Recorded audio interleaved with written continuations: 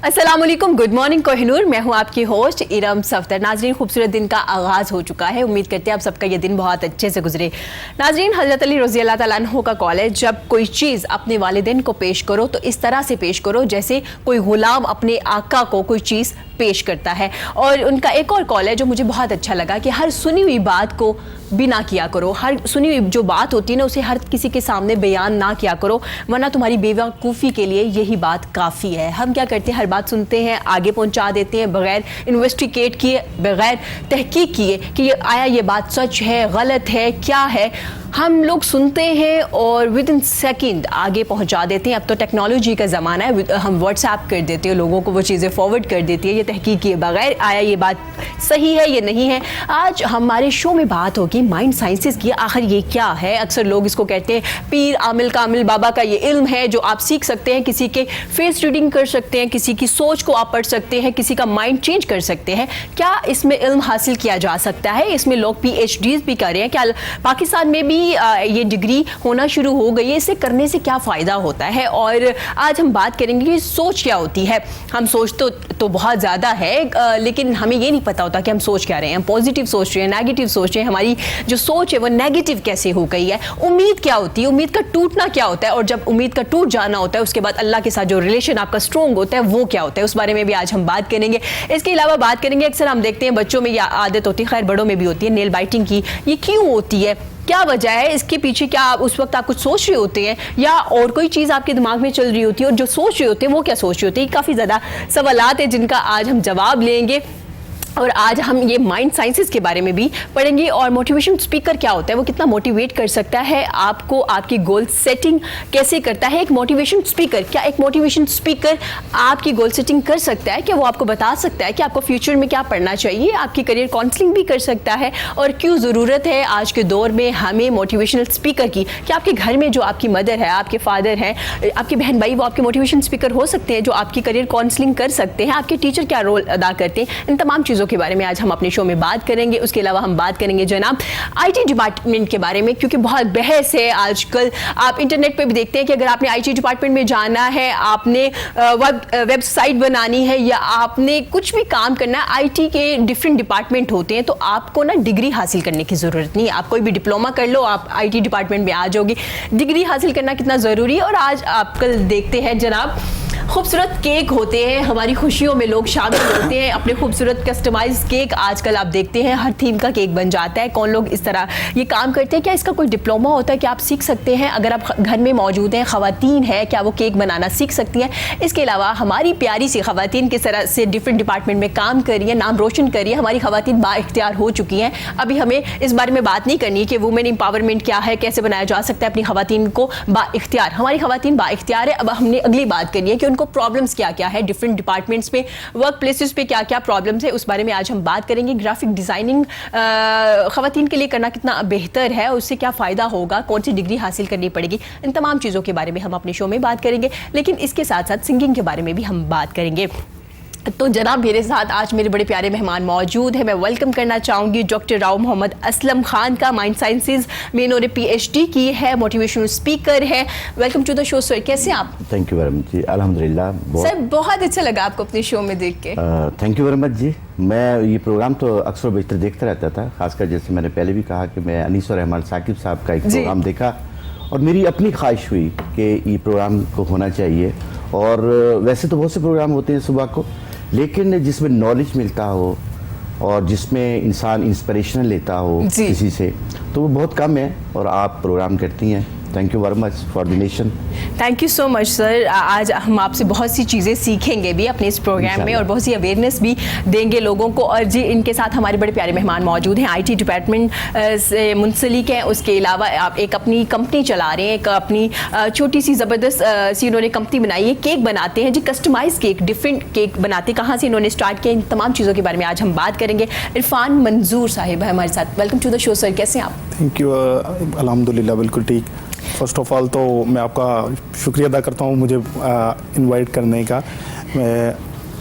मैं लाहौर में हम लोग एक बेसिकली बिकिस्तो दी केक कंपनी के नेम से जी। एक कस्टमाइज्ड केक कंपनी रन कर रहे हैं। लास्ट 2 ईयर से हम लाहौर की ऑडियंस को मेनली जो हमारा फोकस होता है वो हम कॉर्पोरेट कंपनीज को प्रोवाइड करते हैं। तो आज वैसे आपको ना केक लेके आना चाहिए था हमारे शो बिल्कुल, में। बिल्कुल। KN का केक बना हुआ था, हम भी देखते, लेकिन चले कोई बात नहीं, नेक्स्ट टाइम जब आप आएंगे तो वो केक जरूर लेके आइएगा। अब मेरी एक और बड़ी प्यारी मेहमान हमारे साथ मौजूद है, फातिमा बिलाल हमारे साथ है, ग्राफिक डिजाइनर है, कब से उस फील्ड में है। Welcome to the show Fatima, कैसी हैं आप? थैंक यू सो मच, अल्हम्दुलिल्लाह आई एम फाइन। फातिमा, आपकी स्माइल बहुत प्यारी है, क्योंकि आप Thank you so शो के much. स्टार्ट में इतनी स्माइल करी और स्माइल करना जरूरी भी है। और जी इनके साथ हमारे बड़े जबरदस्त सिंगर मौजूद है, Rana Waseem. Welcome to the show, कैसे हैं आप? जी अल्लाह का करम, वालेकुम अस्सलाम। बिल्कुल बहुत ठीक अच्छा ठाक। लगा सर आपको भी अपने शो में देख के। हाँ जी, मुझे भी बहुत अच्छा लगा आज कोहिनूर में। आज माशाल्लाह लोग देखेंगे। Thank you so much sir. Sir हम बात करते हैं जी, स्टार्ट में हर बात को बयान कर देना। मैंने हजरत अली का एक कॉल सुनाया, क्या करते हैं हम, जो बात सुनते हैं आगे बयान कर देते, करनी चाहिए, क्या कर रहे हैं हम? ये हम बहुत बड़ा जुल्म करते हैं। मैं इसकी मिसाल आपको देता हूँ। अभी 9 नवंबर को अल्लामा इकबाल का दिन था और मैंने देखा कि कैंट और डिफेंस के अंदर जो है स्टीमर्स लगे हुए हैं, लेकिन जब मुझे पता चला कि ये अल्लामा इकबाल का तो इसमें एक शेर भी नहीं है, जी और मैंने फिर उनको फ़ोन किया, कर्नल वहीदुज्जमा साहब को। मैंने कहा कर्नल साहब ये क्या, आप ये इकबाल का एक शेर भी नहीं है। तो पता चला कि उन्होंने गूगल से शेर ले लिए हुए हैं और वही सारे के सारे जो है प्रिंट कर दिए हैं। तो मेरा ख्याल है कि ये बहुत बड़ी बात है कि आप उसकी तहकीक ना करें। इंसान को जो अल्लाह ने जानवर से जुदा किया ना, उसमें अहम चीज़ ये है कि जानवर परसेप्शन पे रहता है सिर्फ, इंसान रियलिटी पे जाता है कि चीज़ों को रियल सेंस में देखे। मतलब एक मिसाल है, मैं ये कहूं कि इसका वजन कितना होगा तो आप सब लोग कहेंगे 10 ग्राम, 20 ग्राम, 15 ग्राम, लेकिन क्या हम इसकी परसेप्शन पर रहेंगे? नहीं। मुझे उस वेइंग स्केल को लेके आना है जिसके ऊपर मैंने इसको रखना है और मैंने उस डिजिट को पढ़ना है। और फिर क्या होगा कि मैं गुमान पे नहीं हूं, क्योंकि कुरान मजीद बताते हैं कि बहुत से गुमान जो हैं, अल्लाह तो कहते हैं कि बहुत से गुमान जो हैं वो तुम्हें गुनाह की तरफ ले जाएंगे। तो इसलिए मेरा ख्याल है कि हमें रियल सेंस में जाना चाहिए। बिल्कुल। आपको भी ऐसे व्हाट्सएप पे काफ़ी मैसेज आते होंगे और अक्सर हम लोग, हमारे पास शायद इतना टाइम ही नहीं होता कि हम उसकी तहकीक कर पाए कि आया ये बात सच है या नहीं।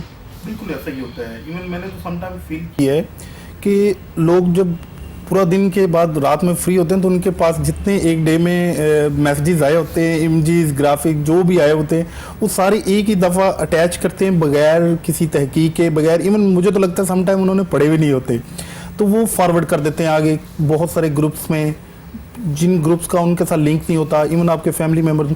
तो जब आपको अचानक से 50-30 मैसेज, एक इमेजेस आ रहे हैं, मैसेजेस आ रहे हैं, तो आप खुद सोचिए कि आप कितना पढ़ेंगे उनमें। आपके पास इतना टाइम नहीं, आप अपने मैसेजेस नहीं रीड कर सकते, तो आप वो इतने ज़्यादा मैसेजेस कैसे रीड करेंगे? दूसरा, आप ना तो आपने खुद भी नहीं पढ़े होते, आप आगे भी फॉरवर्ड कर देते हैं, अब उनमें से भी वो आगे चलना शुरू हो जाते हैं, तो बगैर तहकीक के सर्कल चलना शुरू हो जाता है, तो वो एक बहुत ज़्यादा नेगेटिव इम्पैक्ट डालता है। इवन समटाइम तो आपके मोबाइल फिल हो रहे थे, आपकी जो ज़रूरी मैसेजेस, ज़रूरी आपके ऑफिस से डॉक्यूमेंट्स वगैरह आ रहे होते हैं, आप वो भी नहीं रिसीव कर सकते। तो ये टोटली गलत बात है। आपको एटलीस्ट इस बारे में थोड़ा सा क्लियर होना चाहिए कि आप क्या चीज़ फॉरवर्ड कर रही हैं, क्या नहीं चीज़ फॉरवर्ड कर रही हैं। वैसे खवातीन ना इन्वेस्टिगेट करती है, तहकीक करती है चीज़ों की। फातिमा हमारे साथ मौजूद है। फातिमा, कभी आप करती है मैसेज को, देखती है, आपको कभी वो मैसेज आया है कि 10 लोगों को शेयर करें, आपको खुशी मिलेगी दिन के टाइम, कभी वो तो अक्सर इस तरह के मैसेज तो अक्सर फ्लोट होते हैं, लेकिन वैसे मैं पर्सनली बताऊं तो मैं उसको कभी भी बॉदर नहीं करती हूँ, मैं उसको फॉरन डिलीट कर देती हूँ। लेकिन अगर इस टॉपिक पर बात की जाए तो आई गेस कि हमारे आजकल एंजाइटी का बहुत ज़्यादा इशू है।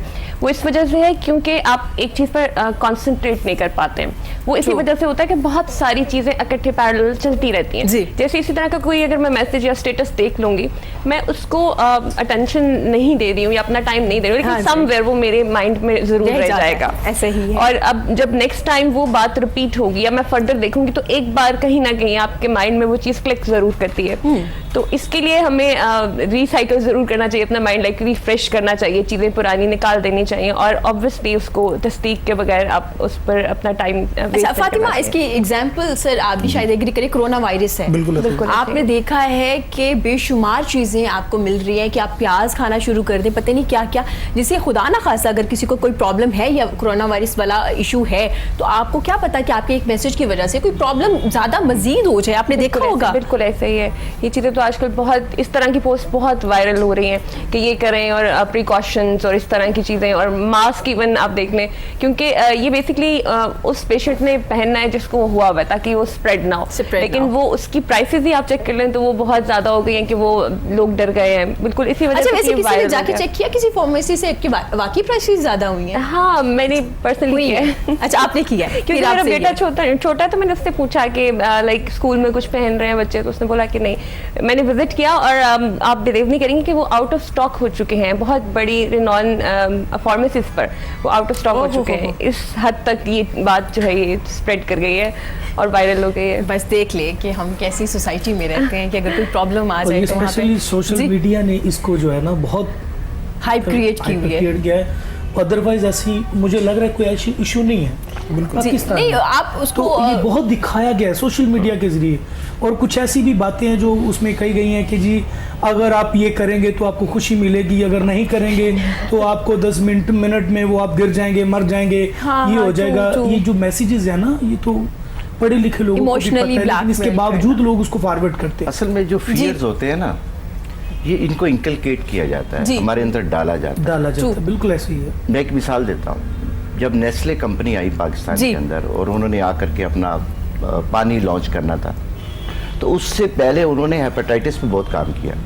लोगों के अंदर इंकलकेट किया कि आप पानी जो पीते हैं इससे आपको हेपेटाइटिस होगा। बिल्कुल। अच्छा, उसके बाद फिर ये जो पानी है बहुत सी कंपनीज के अंदर पानी लेके आई। जी। हाँ, हालांकि हम इसी बरसगीर के अंदर सदियों से पानी पी रहे वही थे, पानी पी तो रहे ये जो फियर्स होते हैं ना, ये इंकलकेट किए जाते हैं। जी। जैसे आजकल कोरोना है, अब जिन लोगों के इससे बिजनेस इन्वॉल्व हैं, जिन लोगों के, जी वो ज्यादा से ज्यादा इसके अंदर वो पैसा True, कमाएंगे। ऐसा ही है सर। माइंड साइंसेज की अगर बात करें, आपने पीएचडी की है यहाँ जी। से। सर पाकिस्तान में तो नहीं हो रहा है इस नहीं, subject इसका में? कोई डिसिप्लिन पाकिस्तान में नहीं है, ये अमेरिका में और श्रीलंका में सर करवाया माइंड जाता है। साइंसेज है क्या? अगर मैं आपसे पूछूं कि इसकी कोई छोटी सी तारीफ बता दें कि ये है क्या? जी, इसके लिए बहुत आसान तो ये है कि इसमें NLP एक मजमून है, हमने पढ़ा हुआ है, जी। उसको कहते हैं न्यूरो लिंग्विस्टिक प्रोग्रामिंग। जी। उसमें होता ये है कि इंसान 3 काम करता है, एक वो सोचता है, एक वो बोलता है, एक एक्ट करता है। ठीक है। अच्छा, ये हमें सिखाया नहीं गया, किसी ने नहीं आज तक सिखाया कि हमने सोचना कैसे है।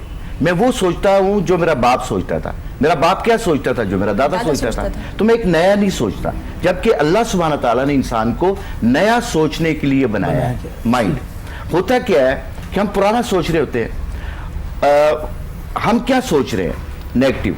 जी। नेगेटिव क्या होता है, अब इसमें बड़ी रिसर्च हो चुकी है कि इलेक्ट्रोमैग्नेटिक वेव्स, जब हम सोचते हैं तो हमारा माइंड जो है वो इलेक्ट्रोमैग्नेटिक वेव्स प्रोड्यूस करता है। अगर वो नेगेटिव है तो हम नेगेटिव सोच रहे हैं, अगर इलेक्ट्रोमैग्नेटिक वेव्स प्रोड्यूस हो रही हैं पॉजिटिव, तो इससे मुराद हम पॉजिटिव सोच रहे हैं। जैसे वासिफ अली वासिफ की लाइन बड़ी अच्छी है, कहते हैं आप जो भी मुआशरे से लेना चाहते हैं, कायनात से लेना चाहते हैं, वो कायनात को देना शुरू कर दें।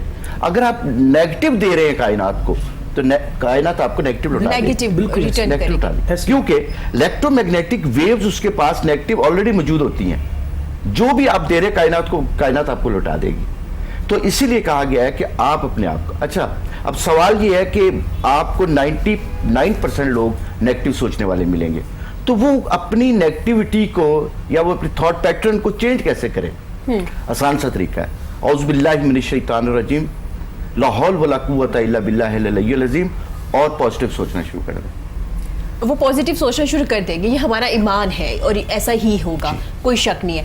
अब आप एक वर्क प्लेस पे मौजूद हैं, आप काम कर रहे हैं, आपके सीनियर जूनियर हैं, आपने अपना काम स्टार्ट कर लिया औज़ु बिल्लाहि मिनश शैतानिर रजीम से, उसके बावजूद कुछ टाइम के बाद कुछ ना कुछ नेगेटिव चीज़ें आपके अंदर आना शुरू हो जाती हैं। फॉर एग्जांपल अपने सीनियर्स के बारे में सोचना शुरू कर देंगे कि ये मेरी मुझे कभी भी आगे नहीं जाने देंगे।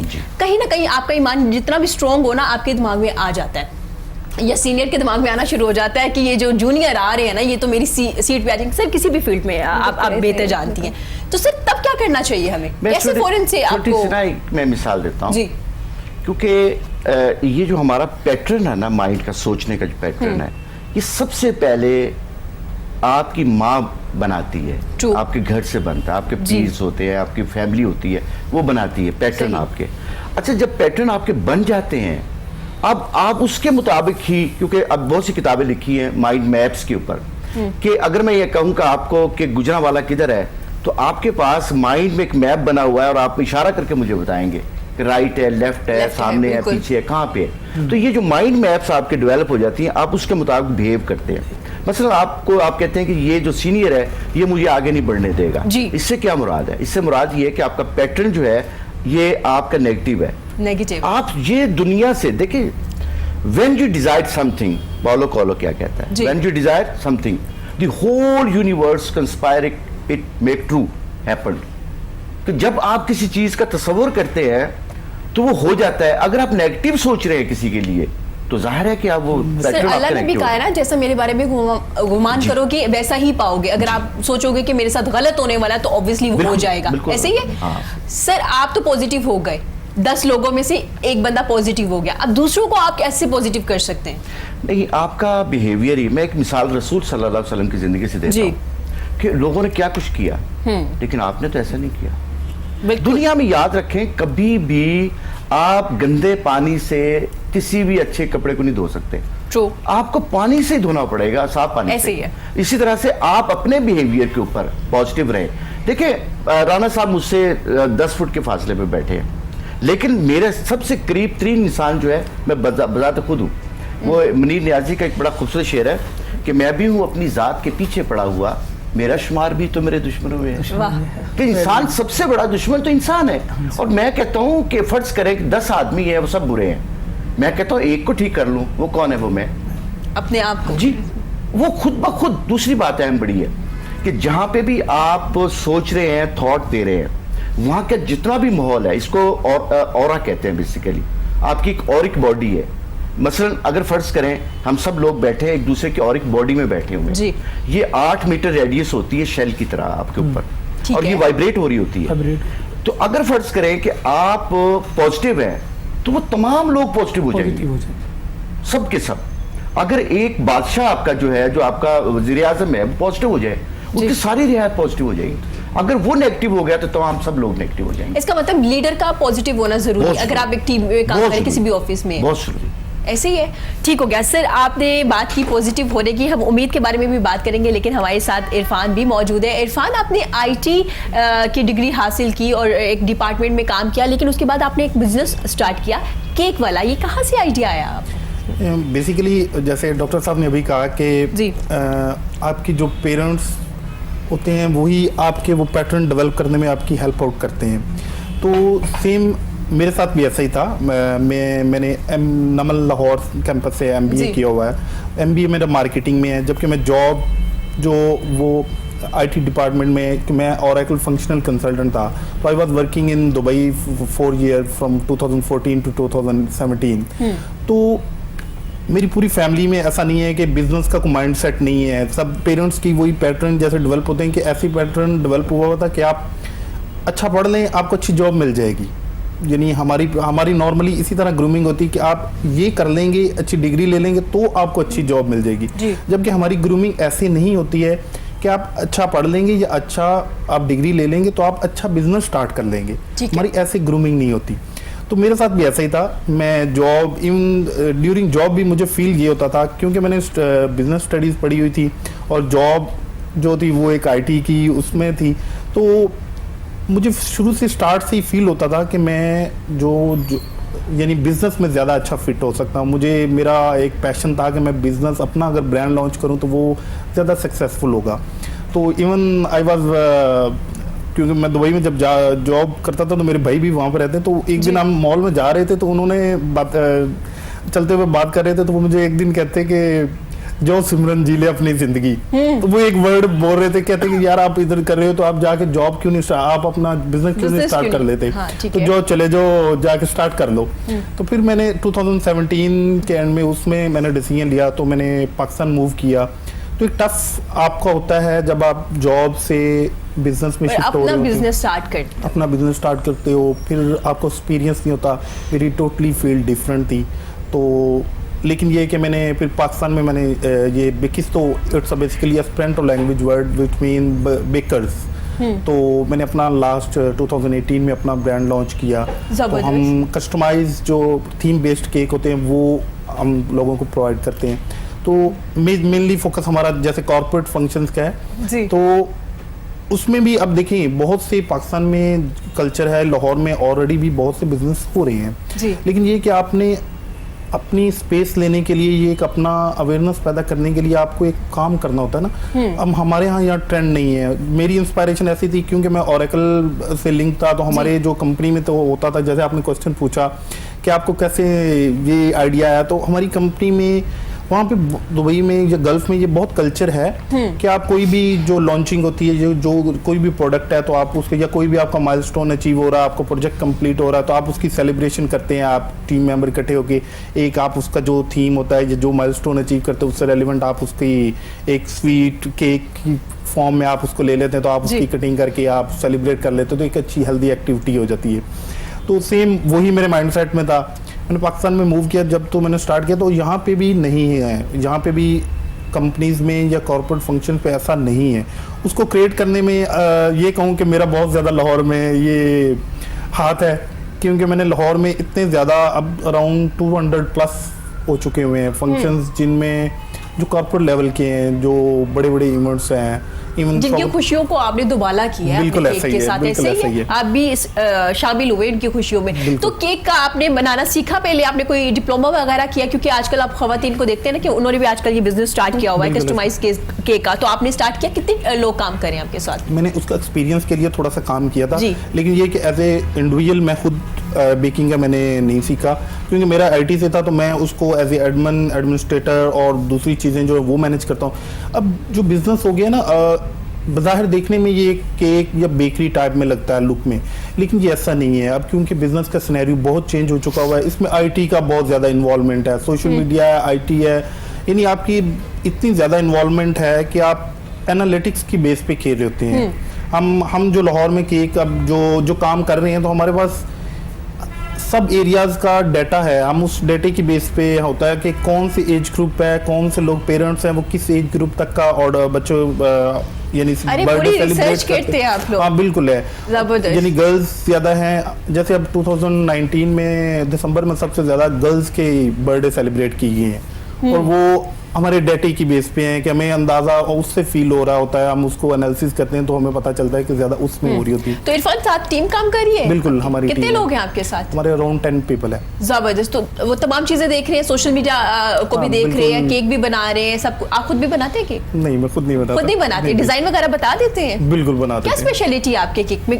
काफी ज्यादा लोगों के उन्होंने बिजनेस स्टार्ट किया हुआ खवातीन। हमारे पास एक बड़ी जबरदस्त हमारी एक मेहमान सवेरा आई थी, वो भी कस्टमाइज केक बनाती है घर में। तो आपकी क्या स्पेशलिटी है, क्या चीज बेस्ट है आपके केक में? बेसिकली आपकी मेन चीज ये होती है कि आपके इंग्रेडिएंट हैं, आप किस तरह का, ये ऐसी है कि आप जो इंसर्ट करके आप उसको मिक्स करके जो बेक करेंगे वही आपको रिजल्ट मिलेगा। तो ऐसी है कि आप इंग्रेडिएंट किस तरह के यूज करें। अच्छा, जो आजकल क्रीम यूज हो रही है वो ईटेबल तो होती है, लेकिन थोड़ी हार्ड सी होती है, उससे कोई फर्क तो नहीं पड़ता आपकी सेहत पे? ये खाने से कोई प्रॉब्लम तो नहीं होती आपको? कस्टमाइज जो केक होती है काफी थोड़ी हार्ड सी होती है।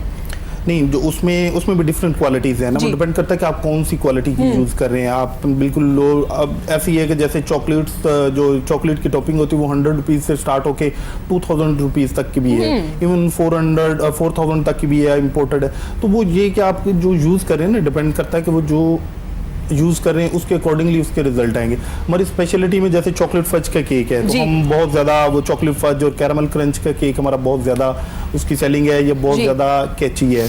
उसके अलावा ये कि सिर्फ आपने केक बना नहीं देना होता, क्योंकि अब आप प्रोडक्ट नहीं सेल कर रहे होते। आजकल के बिजनेस में या जिस तरह की आप एक्सपीरियंस इकॉनमी चल रही है, तो उसमें आप सिर्फ केक या आप अपनी प्रोडक्ट नहीं बना रहे होते। बेसिकली आपने प्रोडक्ट के साथ साथ आपने सर्विस देनी होती है। बिल्कुल, आपकी सर्विस पहले आती है, आपकी प्रोडक्ट बाद में आती है। ठीक हो गया, आईटी डिपार्टमेंट से भी आपका ताल्लुक है, और आईटी डिपार्टमेंट का ही एक डिपार्टमेंट है ग्राफिक्स डिजाइनिंग। तो हमारे साथ फातिमा मौजूद है। फातिमा, कितना टाइम हो गया आपने डिग्री हासिल की इसकी? जी बिल्कुल, मैंने मास्टर्स इन ग्राफिक डिजाइन किया हुआ है, ठीक है, MFA, और तकरीबन 10 साल हो गए मुझे इस फील्ड में। अरे माशाल्लाह फातिमा, बहुत छोटी थी आप तो जब आप इस फील्ड मैंने में तकरीबन अपने BFA के दौरान ही, लाइक वाइल स्टडिंग, मैंने फ्रीलांसिंग और फुल टाइम जॉब स्टार्ट कर दी थी। जबरदस्त। फातिमा मुझे बताइएगा, आज आपने तो माशाल्लाह से डिग्री हासिल की हुई है, लोग मैट्रिक एफए के बाद भी ग्राफिक डिजाइनिंग का कोर्स करना हाँ, शुरू जी, कर बिल्कुल। देते हैं, तो अगर वो कोर्स कर ले तो फिर डिग्री क्या जरूरी है या डिग्री के आ जाने से चीजें ज्यादा स्मूथ हो जाती हैं? बिल्कुल ऐसा ही है। Degree basically it's a process, एक प्रोसेस के थ्रू एक बिल्कुल ऐसा ही है जैसे एक छोटे बच्चे को आप मैनर्स सिखाते हाँ जी। हैं या उसकी परवरिश होती है, वो 8-10 साल में जो मैनर्स, उठना बैठना, बात करना, ये सब चीज़ें सीखता है। डिग्री का बिल्कुल बिल्कुल वही लेवल है, यू कैन कंपेयर इट। बिल्कुल इसी तरह से है जैसे आपको शुरू में हमारी जो क्लासेस हुआ करती थी वो ड्राइंग से स्टार्ट होती हैं जी। हम लोगों को लाइफ ड्राइंग सिखाई जाती है। सबसे पहले सिर्फ स्ट्रेट लाइन सिखाई जाती है, सिर्फ उसमें फ्लो आ जाए, आपकी कमांड हो पेंसिल पे आपने किस तरह से पकड़नी है। उसके बाद हम लाइफ ड्राइंग पर जाते हैं, फिर उसके बाद हम डिज़ाइन की तरफ आते हैं। लाइक 3-4 साल हम लोग लाइफ ड्राइंग करते हैं, फिर उसके बाद हम डिज़ाइन स्टार्ट करते हैं, फिर उसमें फोटोग्राफी है, फिर फोटोग्राफी के बाद आपको लोगो डिज़ाइन, कैंपेन डिज़ाइन, उस पर चीज़ होता है जी। और उसके बाद लाइक मास्टर्स में आप इलस्ट्रेशन बेस्ड जो कार्टून्स और कैरेक्टर इस तरह की चीज़ें चल रही हैं आजकल, उस पर आप स्पेशलाइजेशन आप उसमें कर सकते हैं या फिर आप ग्राफिक डिज़ाइन में कर सकते हैं। जबरदस्त। तो डिप्लोमा का ऑब्वियसली जो आप 2 साल में सीखेंगे वो आप 7 साल को कंपेयर नहीं कर सकते। ठीक है फातिमा, मुझे ये बताइएगा, जैसे आपने कहा कि ड्राइंग पहले सिखाई जाती है, अगर आपको ड्राइंग नहीं आती लेकिन आप ग्राफिक डिजाइनिंग करना चाहते हैं तो आप सीख सकते हैं? बिल्कुल सीख सकते हैं। Basically currently I am working as a visualiser. तो जी। बेसिकली हमारा काम ये होता है कि हमने विजुअलाइज करना है कि जो चीज़ बनेगी वो किस तरह से होगी। बिल्कुल। और ये अल्लाह ताला ने हम सबके दिमाग में ये चीज़ हमारे अंदर बाय बर्थ है और सभी में होती है। जिस तरह अगर मैं कहूँगी सूरज, तो ये एक ना चाहते हुए भी आपके माइंड में एक फौरन आ जाता विजुअल है। बनेगा। बिल्कुल, बिल्कुल। अब वो मेरा जो विजुअल है वो आपके विजुअल से बिल्कुल डिफरेंट होगा और मैं उसको बिल्कुल जज नहीं कर पाऊंगी कि आपने कैसा सोचा जी। है। तो graphic design it's a visual communication language. हमने किस तरह से अपना मैसेज कन्वे करना है और उसमें टेक्स्ट नहीं होगा या उसमें पूरी एक कहानी नहीं होगी, वो हमने विजुअल्स के थ्रू उसको कम्युनिकेट करना है। तस्वीर जो अपना बिल्कुल मैसेज ऐसे। कन्वे कर रही है। बिल्कुल ऐसे। ठीक है। जिस तरह से एक पोस्टर डिजाइन है, हम उसमें जिस तरह सिंबल्स हैं या कलर्स हैं, जी। हमें कलर थ्योरी पढ़ाई जाती है। जैसे येलो कलर है जी। कॉशन का भी कलर है, उसके बाद रेड कलर है, ये कॉशन में आता है, फिर उसके बाद डेंजर में भी आता है। तो इट्स अ स्टडी, ये एक आप बहुत सारे सालों के एक्सपीरियंस के बाद आप उसको सीखते हैं और फिर वो आपकी ज़ात का हिस्सा बन जाते हैं। जबरदस्त, वेरी नाइस। तो जी हमारे पास सिंगर भी मौजूद है, तो उनसे पूछेंगे कितनी देर से सिंगिंग कर रहे हैं आप? मुझे कम से कम 10 साल हो गए अरे माशाल्लाह, इसी फील्ड में। इसी फील्ड में। तो आपको सिंगर ही बनना था या अक्सर लोग कहते हैं ना कि मैं तो ये काम कर रहा था, हाथ तौर पे इस फील्ड में आ नहीं, गया? मेरा या शौक था सिंगिंग करना, तो अल्लाह ताला ने उसको पूरा कर दिया। तो कैसे पता चला? आपको तो पता चल गया होगा कि आप अच्छा गाते, इर्द गिर्द के लोगों ने भी बताया आपको कि जी, हाँ आप बड़ा अच्छा गा मेरे रहे बड़े हैं? दोस्त थे, मेरी फैमिलीज थी, वो जी। बड़े शौक से मुझे सुनती थी। उस वजह से फिर मैंने नेक्स्ट स्टेप लिया कि मैं अब सोशल मीडिया पे निकलूं, मैं अपने गाने बनाऊं। तो वो जबरदस्त। फिर मैंने एक गाना बनाया, उसके बाद फिर मैंने दूसरा बनाया, फिर तीसरा बनाया, फिर लोगों ने और बड़ी मोहब्बत की, मुझे बड़ा मेरा सुना गाना। लेकिन राना वसीम, जब आपने अगर 10 साल पहले की बात करें तो उस वक्त सिंगर बनना तो पेरेंट्स कहा करते थे कि भाई कोई डॉक्टर वकील बन जाओ, कोई काम कर लो, सिंगर बन के क्या करोगे? अभी काफी चीजें चेंज हो हाँ, गई है। बिल्कुल तो ऐसा। आपके पेरेंट्स ने कहा आपको या नहीं? उन्होंने कहा जी, कि वो ठीक बड़ी है। प्रॉब्लम क्रिएट हुई फैमिलीज में। अच्छा। तो सारे रोकते थे, यार ये कौन सा तुमने शौक पैदा कर लिया, ये तो बड़ा काम खराब है। अच्छा। तो लेकिन फिर भी बहन भाइयों ने बड़ा मेरे साथ कोऑपरेट किया। और ये है कि अब जब से सोशल मीडिया आया, सिंगर्स के लिए, आर्टिस्ट के लिए बड़ा इजी हो गया है, इजी हो गया उसको खुद को play करना, प्रमोट बिल्कुल, करना। इसीलिए। तो अब जब माशाल्लाह से आप गाते हैं तो खुश होते हैं घर हाँ वाले? जी, सारे खुश होते हैं, बैठ के सुनते हैं। अभी भी मेरे दोस्त फैमिली सुन रहे होंगे मुझे। अरे जबरदस्त। तो आप मतलब अब आपको अब कैसा लगा आपको इस फील्ड में आके? कोई प्रॉब्लम्स आई? जैसे आपके सीनियर्स थे, सिंगर्स थे, या कोई प्रॉब्लम नहीं आई, बस आपने स्टार्ट लिया और अल्लाह ने? नहीं, प्रॉब्लम तो काफ़ी आई, तो फैमिलीज प्रॉब्लम भी आई, दूसरी भी आई, लेकिन ये है कि अल्हम्दुलिल्लाह मेरे लिए इजी आगे मैं चलता गया। जबरदस्त, मतलब अपनी उम्मीद नहीं हाँ, छोड़ी? उम्मीद नहीं मैंने छोड़ी, मेहनत मैंने की, क्योंकि सिंगिंग में मेहनत बहुत है, आपको रियाज करना पड़ता है, प्रॉपर टाइम देना पड़ता है। रियाज करती है फजर हाँ के जी, बाद? जारी बात है, नमाज टाइम के बाद। चेंज हो गया? नहीं, रियाज करना होता है 2 घंटे सुबह, 2 घंटे शाम। जबरदस्त। आपके उस्ताद हैं कोई जिनसे नहीं, आपने मेरे उस्ताद नहीं है, मैंने बिना उस्ताद के इसको शौक के जरिए इसको सीखा है। अच्छा, वैसे किसी सिंगर को फॉलो करते? कोई रूहानी उस्ताद हाँ भी जी, होते हैं ना? नुसरत फतेह अली खान को मैंने उन्हें फॉलो रूहानी उस्ताद है मेरे। मतलब उस्ताद तो फिर हुए ना। हाँ, वही ये मेरे तो नहीं ना उस्ताद कि है, उन्हीं उस्ताद को ही देख थे। के मैंने जो है उस्ताद के ना- बगैर गुजारा नहीं नहीं, होता। सारी बात ऐसे ही है, उन्हीं को देख के। और मेरे बिग बड़े भाई शफीक तबस्सुम, जी। उनको मैंने देखे, वो भी उन्हें शौक था, तो उनको देख के मैंने ये सीखा इसको। दो उस्ताद आ गए आपके। ऐसा ऐसा और पता चलेगा सर कितने उस्ताद हैं। सर उम्मीद की बात करें अगर हम, तो उम्मीद क्या है और उम्मीद का टूट जाना, उसके बाद आपने अक्सर लोगों को देखा है जो आजकल वर्ड मिल जाते हैं एंजाइटी, डिप्रेशन, ये उम्मीद के टूट जाने से ये होती है, ये क्या है ये हाँ, एंजाइटी, इसलिए डिप्रेशन? इस फिनोमेनन को समझें कि इंसान को अल्लाह ने बनाया कैसे है। सबसे पहले बात यह है कि इंसान के अलावा जितने भी जानवर हैं उनके लिए माजी नहीं है कोई भी, और ना उनका फ्यूचर है। जी। इंसान ने टाइमलाइन बनाई हुई है, ये इसका माजी है, ये इसका प्रेजेंट है, और ये आगे उसका फ्यूचर है। अब दुनिया के अंदर याद रखें, कुरान मजीद के मुताबिक ये है कि जो स्ट्रेस होता है हमेशा माजी का होता है, और एंग्जाइटी हमेशा फ्यूचर की होती है। अब जब मैं ये सोच लेता हूँ अपने सर आपने बारे दो में, चीजों को अलग कर दिया है, पास्ट की जो होती है वो स्ट्रेस है, स्ट्रेस। और फ्यूचर का एंजाइटी। एंग्जाइटी, और मौजूदा वक्त का कुछ भी नहीं होता, ना एंग्जाइटी होती ना स्ट्रेस होता है। ठीक है। ये मैंने पीछे से कैरी किया हुआ है और मैं उसको उठा के आगे ले जाता हूँ। तो बुनियादी तौर पे जो साहिब हाल होते हैं, जो अल्लाह के दीनदार लोग होते हैं, जो बड़े लोग होते हैं, वो हमेशा मौजूदा वक्त में जिंदा रहते हैं। क्योंकि आप कभी भी, आप जितने मर्जी, आप बिल गेट बहुत बड़ा अमीर आदमी है, बिल्कुल। लेकिन मैं उसको कहूँ कि आप पूरी अमाउंट्स अपनी दे दें किसी को, लेकिन आप माजी में चले जाए, वो नहीं जा सकता।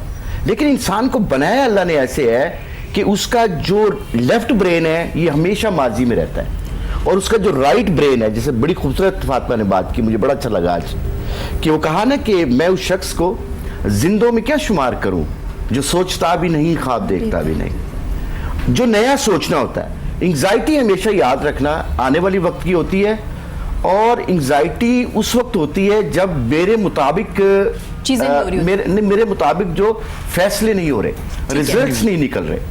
अगर बेउम्मीद कौन होता है? बेउम्मीद वो होता है जिसने खुदा से उम्मीद खत्म कर ली होती है। अगर आपको पता है कि जो मुझे माँ के पेट में सब कुछ दे सकता है, वो कायनात का जो खुदा है, जो अल्लाह सुब्हाना ताला है, वो अगर मुझे माँ के पेट में सब कुछ दे सकता है, तो क्या माँ पेट से बाहर आने के बाद कोई खुदा और हो जाता है? वही होता है। अगर मेरी उम्मीद मुझे मौजूद है और मेरा खुदा मेरे पास मौजूद है, मेरा कोई भी जिसमें मैं बिलीफ रखता हूँ, अगर वो मौजूद है, तो मैं कभी बेउम्मीद नहीं हो सकता। मैं हमेशा उम्मीद ही रहेगी मुझे। ठीक है। क्योंकि ये जो माइंड है ना आपका, ये आपको हमेशा माजी में रखता है या फ्यूचर में रखता है, ये मौजूदा वक्त में रखता नहीं। आप एक किताब बड़ी मशहूर है, उसका नाम है द पावर ऑफ नाउ। मैं कहूँगा अपने जो व्यूवर्स हैं, जो ऑडियंस है, उसको कि ये किताब का मुताला करें, फिर आपको पता चलेगा कि मौजूदा और दुनिया में याद रखना कि जिस शख्स ने भी तरक्की की है, मौजूदा वक्त में रहकर तरक्की की है, जबरदस्त। और इसी से ही आपका माजी बनता है, और इसी से ही आपका फ्यूचर बनना है, मौजूदा वक्त से। तो मेरा ख्याल के मुताबिक जो है, जो सबसे बेहतरीन जो जैक है, जो बेहतरीन जैक है, वो आपका तो प्रेजेंट। सर अब हम यूज्ड टू हो गए ना अपने फ्यूचर के बारे में सोचने में। हर वक्त अगर यहाँ पे भी बैठे तो हम सोच रहे हैं कि मैं नेक्स्ट क्या करूंगा, कहाँ जाऊंगा, फ्यूचर क्या होगा मेरा, यहाँ हम पास्ट में सोचते रहते हैं। तो अपनी सोच को कैसे हम प्रेजेंट में ला सकते हैं? इसका कोई तरीकाकार है? हाँ, हमारे अंदर ना दो किरदार हैं, एक क्रिटिक है और एक ड्रीमर है जी। दुनिया में जो बहुत ज्यादा तरक्की करते हैं वो ड्रीमर होते हैं, जो ख्वाब देखते हैं।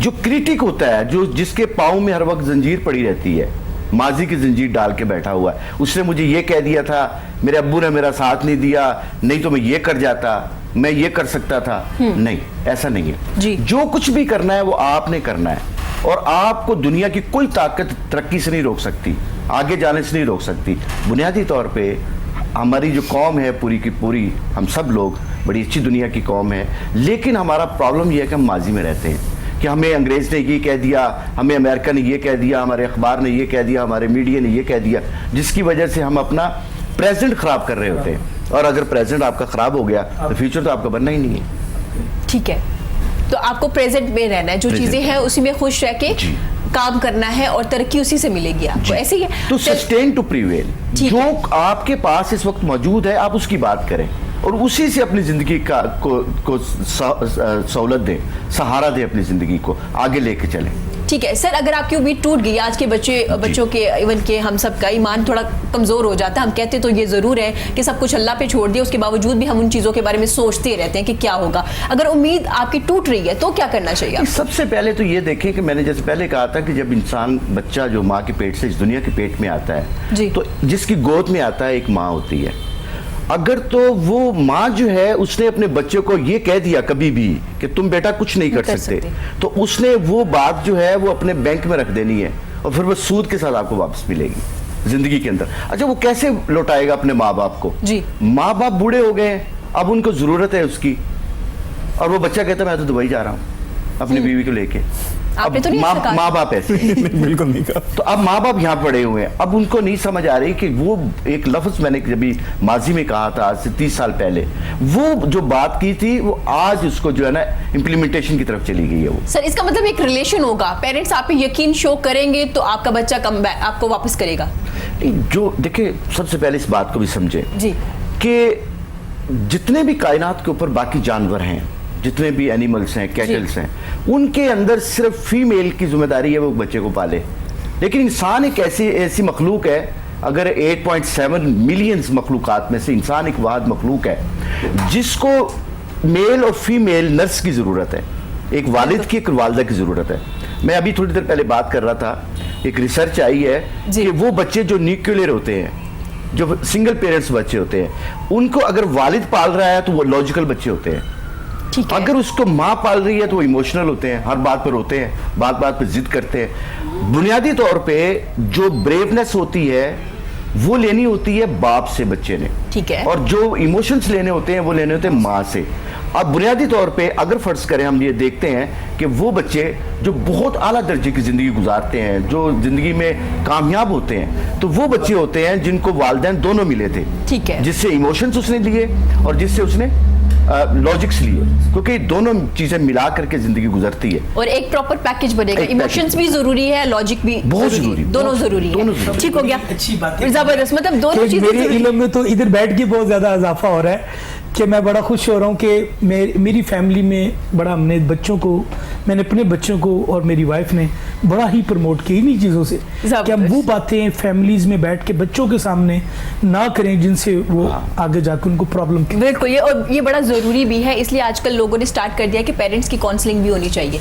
जब आपके बच्चे होते हैं कि पेरेंट्स की काउंसलिंग स्टार्ट की जाए। पेरेंटिंग, इसको पेरेंटिंग कहते हैं, और यूरोप के अंदर और अमेरिका में तो बाकायदा तौर पे, क्योंकि IT आने से और नए से नया जो हमारे डिसिप्लिन इल्म के आए हैं उसमें आने से हमारे वालिदैन पीछे चले गए हैं और बच्चे आगे चले गए। उनके लिए फिर अमेरिका ने और यूरोप ने ये किया है कि वहाँ पे पेरेंटिंग होती है कि वालिदैन को भेजा जाता है कि आप उसके साथ, क्योंकि अगर बच्चे आपके बहुत ऊपर चले गए और आप नीचे हैं तो आप अपने बच्चों को कन्वे नहीं कर पाएंगे, अपना मैसेज नहीं दे पाएंगे, जिससे क्या प्रॉब्लम आएगी, मुआशरे के अंदर वो फिर बिगाड़ पैदा होता है। तो उसके लिए बेहतर ये है कि हम उन वालिदैन को जो है ना पेरेंटिंग की तरफ लेके जाएं। बिल्कुल ठीक हो गया। फातिमा, आपने ग्राफिक डिज़ाइनिंग के बारे में तो हमें बताया कि आप एक ऑर्गेनाइजेशन में काम कर रही है माशाल्लाह काफ़ी अरसे से, तो क्या अभी भी ख़वातीन को वर्क प्लेस पे कुछ इश्यूज़ हैं?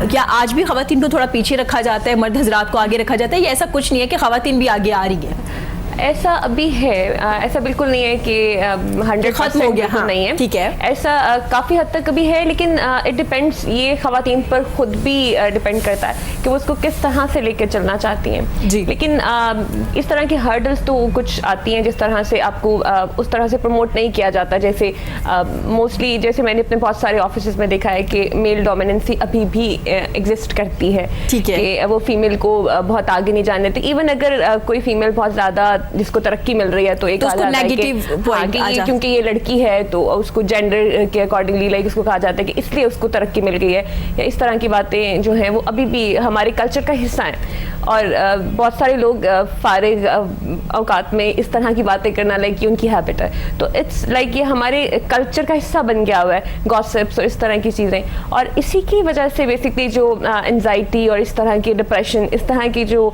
प्रॉब्लम्स हैं, ये आजकल के यंगस्टर्स में बहुत ज़्यादा है, क्योंकि वो कंपैरिजन में जाते हैं, या वो ये देखते हैं कि अगर उसने ये इस ब्रांड की चीज़ पहनी हुई है तो मैंने नहीं पहनी हुई है, और उसको अगर बहुत ज़्यादा अप्रिशिएट किया जाता है तो मुझे क्यों नहीं किया जाता, क्योंकि हम अपनी सेल्फ पर काम नहीं करते हैं। हम ये देखते हैं कि उसके साथ ये हो रहा है, लेकिन आप खुद को अपना सेल्फ एनालिसिस नहीं किया जाता। ठीक है। और ये आई गेस बहुत ज़रूरी है पर्सनल लेवल पर कि आप कल क्या थे और आपने अपने लिए आज क्या किया, या आपने कल के लिए क्या किया, और उसमें बहुत ज़्यादा एफर्ट भी पुट करने की ज़रूरत नहीं है। लाइक बहुत ज़्यादा फ्यूचरिस्टिक भी नहीं होना चाहिए कि कल ऐसे होगा या ऐसे होगा, क्योंकि बहुत सारी चीज़ें अल्लाह के हाथ में होती हैं। लाइक सब कुछ ही अल्लाह के हाथ में, लेकिन आप अपने एंड पर ये कर सकते हैं कि जस्ट बी पॉजिटिव, और अपनी मोटिवेशन जो है, अपना मोरल डाउन ना होने दें, और अपनी फुल एफर्ट उन चीज़ों को इग्नोर करके सिर्फ काम पे फोकस करें और पॉजिटिव रहे, जो कि आज सर भी हमें बता रहे हैं कि पॉजिटिव रहना बहुत ज़रूरी है। नाज़रीन, यहाँ वक्त हुआ है छोटी सी ब्रेक का, लेकिन ब्रेक से पहले राना वसीम हमारे साथ मौजूद है। इनकी खूबसूरत सी आवाज़ में हम गाना सुनेंगे और फिर हाजिर होंगे एक ब्रेक के बाद।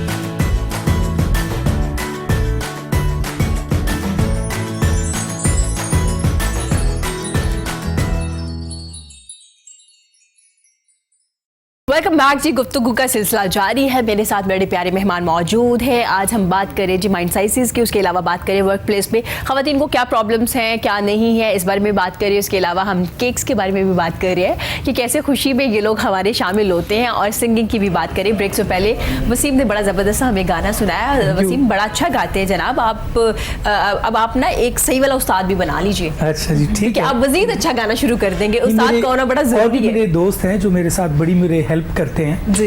इंजीदा रॉकस्टार जिन्होंने मेरे गानों का म्यूजिक बनाया, और शबाज हैदर जिन्होंने मेरे गाने की वीडियोस बनाई हैं, और मेरे दोस्त हैं शबाज भट्ट, उन्होंने तो बहुत ही मेरे साथ कोऑपरेट किया है। और उससे ज़्यादा कोऑपरेट किया है मेरी मिसेस, मेरी लाइफ, मेरी ज़िंदगी, मेरी वाइफ। उनके बगैर मैं कुछ नहीं हूँ।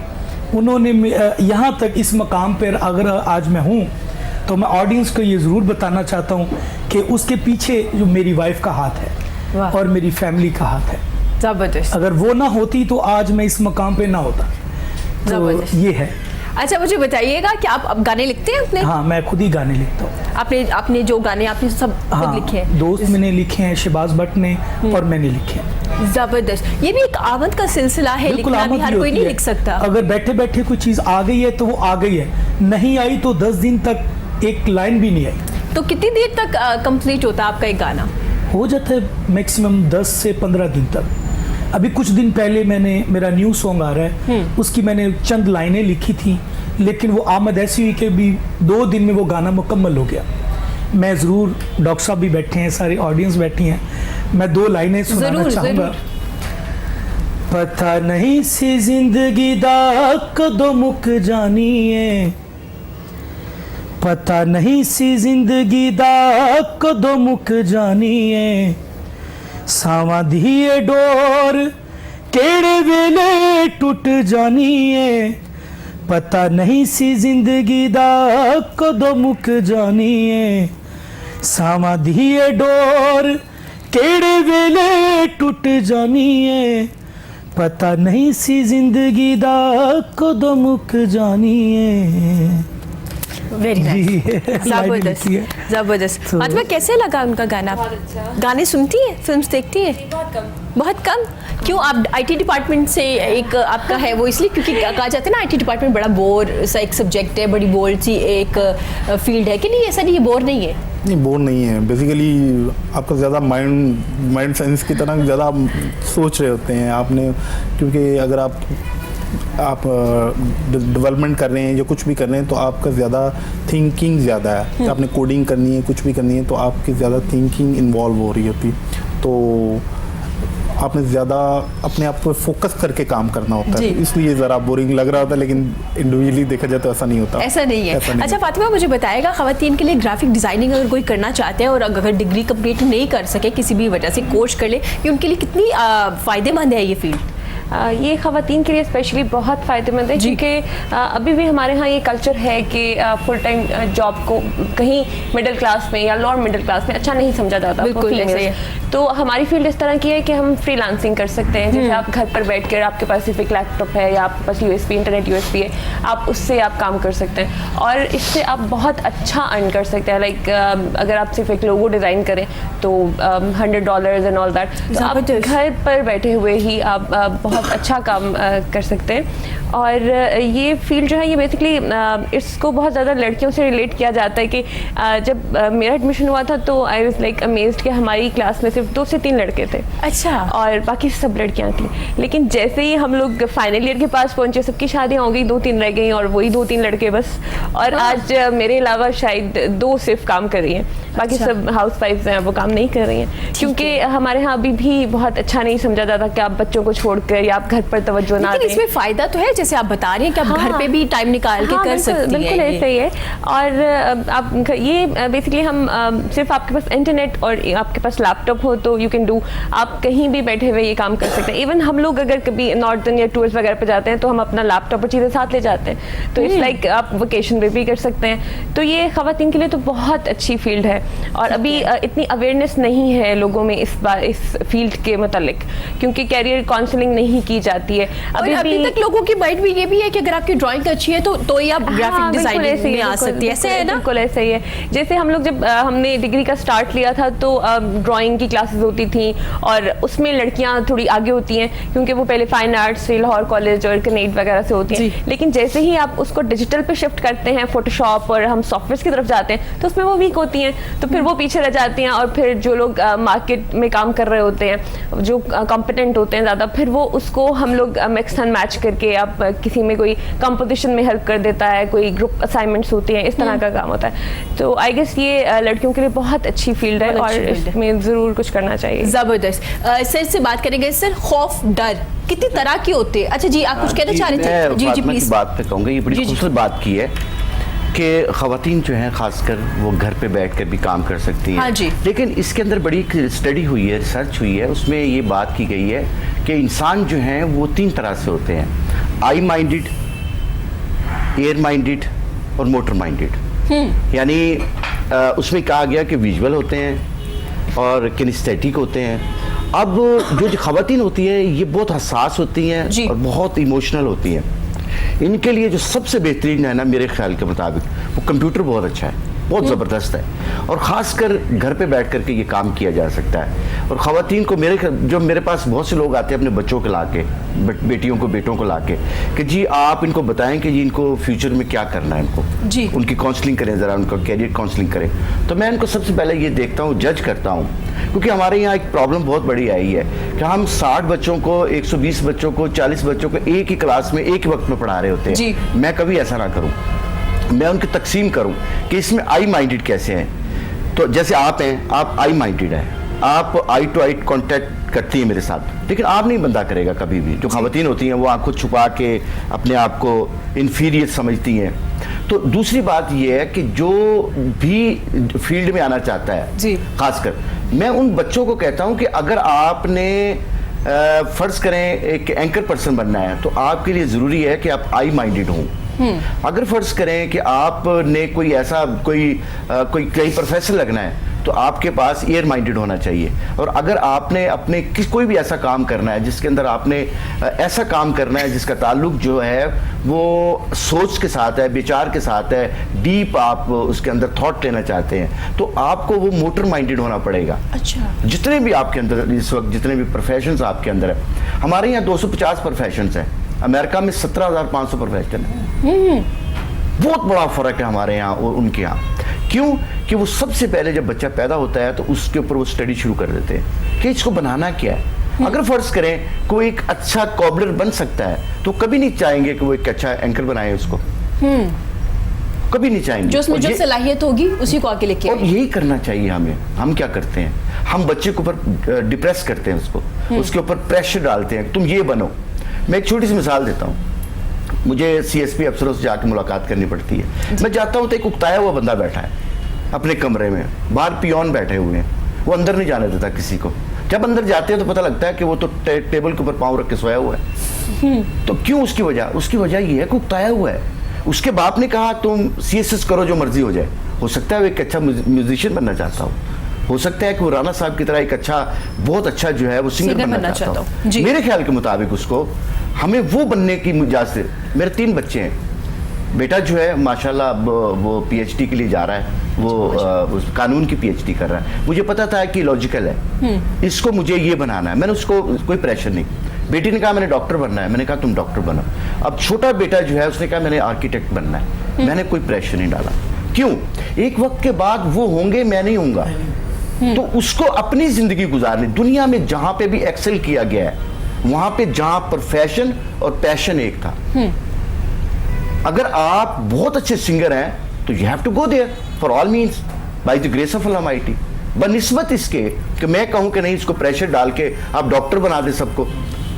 और कुदरत का डिजाइन ऐसा नहीं है। कुदरत कभी नहीं चाहती कि सब डॉक्टर बन जाए, सब इंजीनियर बन जाए, सब ये बन जाए। क्यों? कि कुदरत ने, आप गौर करें ना, 8.7 मखलूकात बनाई हैं। अल्लाह कह सकता था कि मैं सिर्फ इंसान को बनाऊंगा और किसी को नहीं बनाऊंगा। कि अल्लाह जब इतनी वेरिएशन दे सकता है हमें तो हम क्यों ना दें। ट्रू, बिल्कुल ऐसे। और आजकल हम यही कहते हैं कि बच्चा डॉक्टर या वकील बन जाए। सर क्या आप अपनी, फॉर एग्जांपल जैसे आप हैं और हमारे साथ इरफान बैठे हुए हैं, क्या आप इरफान के बारे में अच्छा फैसला कर सकते हैं या इरफान खुद अपनी ज़ात के लिए अच्छा फैसला कर सकता है? हम आजकल ये सुनते हैं ना कि मैं आपके लिए ज़्यादा अच्छा सोच रहा हूँ, आप मेरी बात को फॉलो करो। इसमें ना 2 चीज़ों को जरा थोड़ा सा हमने अलहदा करना है। ठीक है। सबसे पहली बात तो ये देखें कि वो जो बच्चा है उसकी सलाहियतें क्या हैं, क्योंकि हमारे यहाँ पे प्री जो है ना वो असेस किया नहीं जाता किसी भी जगह के ऊपर। करियर काउंसलिंग भी हमारी यूनिवर्सिटी में स्टार्ट होती है जब हमने एडमिशन लिया होता है। वहाँ पे भी वो एक फॉर द टाइम बीइंग वो करते हैं, अदरवाइज मैंने देखा कि वो भी नहीं करते। क्योंकि मैं जाता रहता हूँ, जितने भी अदारे हैं 138 यूनिवर्सिटीज़ पाकिस्तान की हैं और कोई ऐसी यूनिवर्सिटी नहीं है जिसने मुझे ना बुलाया हो। तो उस लिहाज से क्योंकि मैं जहाँ पे साइकोलॉजी पढ़ाई जाती है, जहाँ फ़लसफ़ा पढ़ाया जाता है या क्लिनिकल साइकोलॉजी पढ़ाई जाती है, वो मुझे बुलाते हैं। तो मैंने देखा है कि जो इंसानी रवैया है ना, जॉन मैकेन की लाइन को ज़रा पढ़ें, ज़रा वो क्या कहता है। कहता है what is the man? The combination of habits plus DNA। इंसान के पास सिर्फ 2 चीज़ें हैं। एक उसका DNA है जो मैं अपने फॉरफादर से लेके आया हूँ, और दूसरी हैबिट्स हैं जो मैंने यहीं से बनाई हैं। ठीक है। इस कायनात के ऊपर जो 41,000 किलोमीटर रेडियस की जो ज़मीन है, इसके ऊपर मैंने एक ही काम किया है और वो मैंने अपनी हैबिट्स को डेवलप किया। ठीक हो गया। हैबिट्स और DNA 2 चीज़ें हैं। अच्छा, इरफान से बात करेंगे क्योंकि ये जो हमारा टॉपिक है ना, ये बहुत बड़ा टॉपिक है, ये कवर नहीं हो सकता, इसको हम साथ साथ लेके चलते रहेंगे। इरफान, क्या चैलेंजेस थे जब आपने बिजनेस स्टार्ट किया और अभी क्या आपके बिजनेस को चैलेंजेस हैं? देखिए, चैलेंजेस आपको जब आप नए बिजनेस स्टार्ट करते हैं तो आपको स्टार्ट में बहुत से चैलेंजेस होते हैं। स्पेशली हमारे यहाँ जो लेबर के इशू हैं, जो लेबर हमारे यहाँ जो सबसे बड़ी जो प्रॉब्लम मुझे फील हुई है वो ये है कि जो पढ़े लिखे वाला काम है ना वो अनपढ़ कर रहे हैं, और जो अनपढ़ों वाला काम है वो पढ़े लिखे कर रहे हैं। तो उसकी वजह से बहुत ज़्यादा प्रॉब्लम है। अब जैसे ये बेकिंग का जो बिज़नेस है, ये बेकिंग है, जो मेकिंग एक्चुअल, वो पढ़े लिखों वाला काम है। आपको फुल ट्रेन डिग्री आपके पास होनी चाहिए, वो नहीं। जबकि हमारे यहाँ अलमिया ये है कि उसमें मैं कहूँ 99% अनपढ़ है।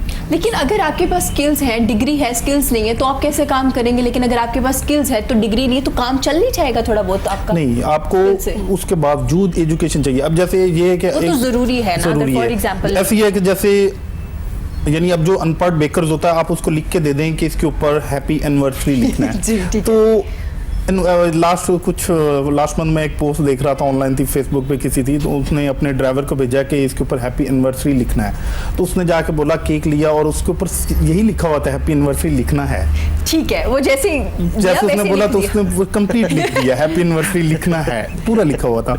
तो यही इशू है कि वो जो पढ़ा लिखा एक सोच सकता है, उसमें डिजाइनिंग कर सकता है, वो जो यानी जिसके पास एजुकेशन नहीं है और वो बेकर है, या तो वो देखता है, वो कहता है सर ऐसे बना हुआ था, मैंने तो ऐसे कॉपी कर दिया, जब तो वो अपना माइंड नहीं लगा रहा होता। जैसे आज से पहले अब तो फ्लैक्स और डिजिटल प्रिंटिंग आ गई है, तो पेंटर होते थे, तो आप जो उन्हें लिख के दे देते थे वो बिल्कुल वो उसको कॉपी कर देते, लेकिन उन्होंने ये नहीं सोचना होता था कि इसके ये नुक्ता इधर लगाना है, ये इधर लगाना है। ठीक है। तो सेम ऐसे है, बिजनेस में भी ऐसे ही है। अब जैसे स्टार्ट में मैंने जो एक फील की, एक बहुत बड़ी प्रॉब्लम यानी आप कुछ भी, आपके सामने कुछ भी आर्ट वर्क है या आपने मॉडल केक का बनाया, थीम डिज़ाइन किया है, तो उसमें चेंजेस हैं या कुछ, क्योंकि वही एजुकेशन की बात जो हम जैसे कर रहे हैं, तो उनकी एक ही वर्ड, सर चल जाएगा।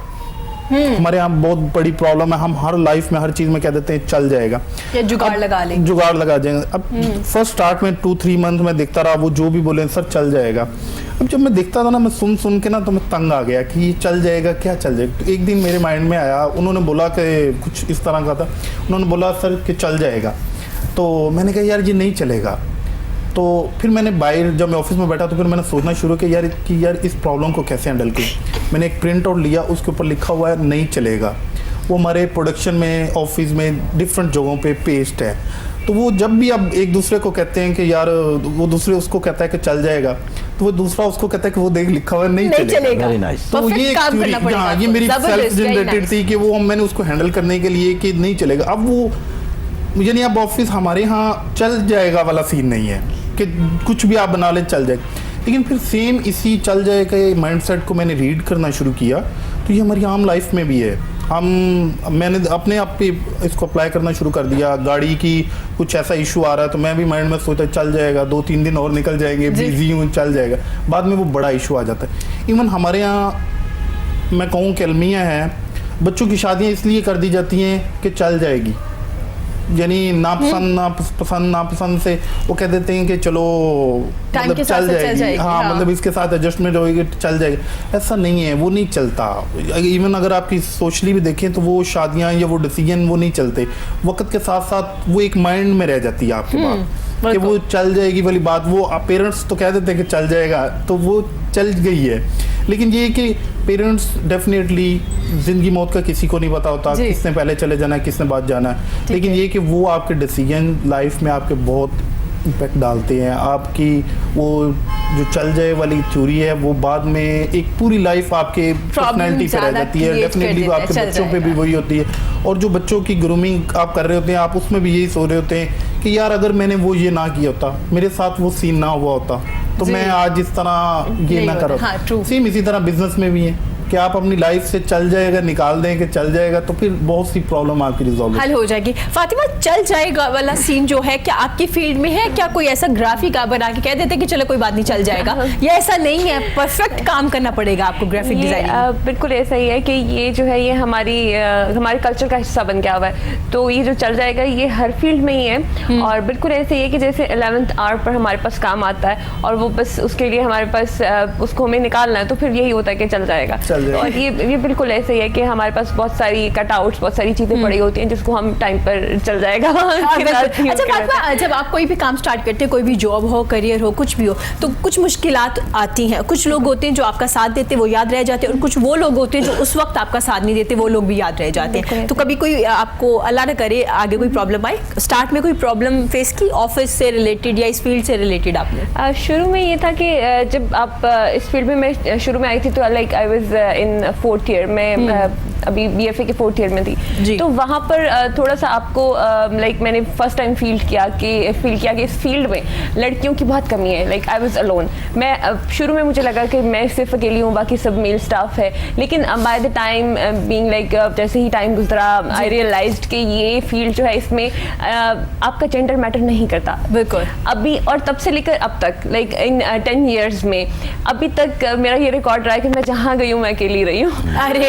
और वहाँ पर अब तो बिल्कुल ऐसे है कि आई फील लाइक मुझे ये कभी अक्सर ये कहा जाता है कि तुम एक औरत हो, तो आई फील लाइक ओ अच्छा, क्योंकि मैं उस पर इतना ओवरकम कर चुकी हूँ कि मैं जब लाइक ये आपका जेंडर मैटर नहीं करता। This is what we need to make our female realise के हमारे पास एक इंटर्न आई थी एंड शी वाज लाइक, वो बहुत डरी हुई रहती थी कि मैम मैं ये नहीं कर सकूंगी, मैम ये मैं कैसे करूंगी।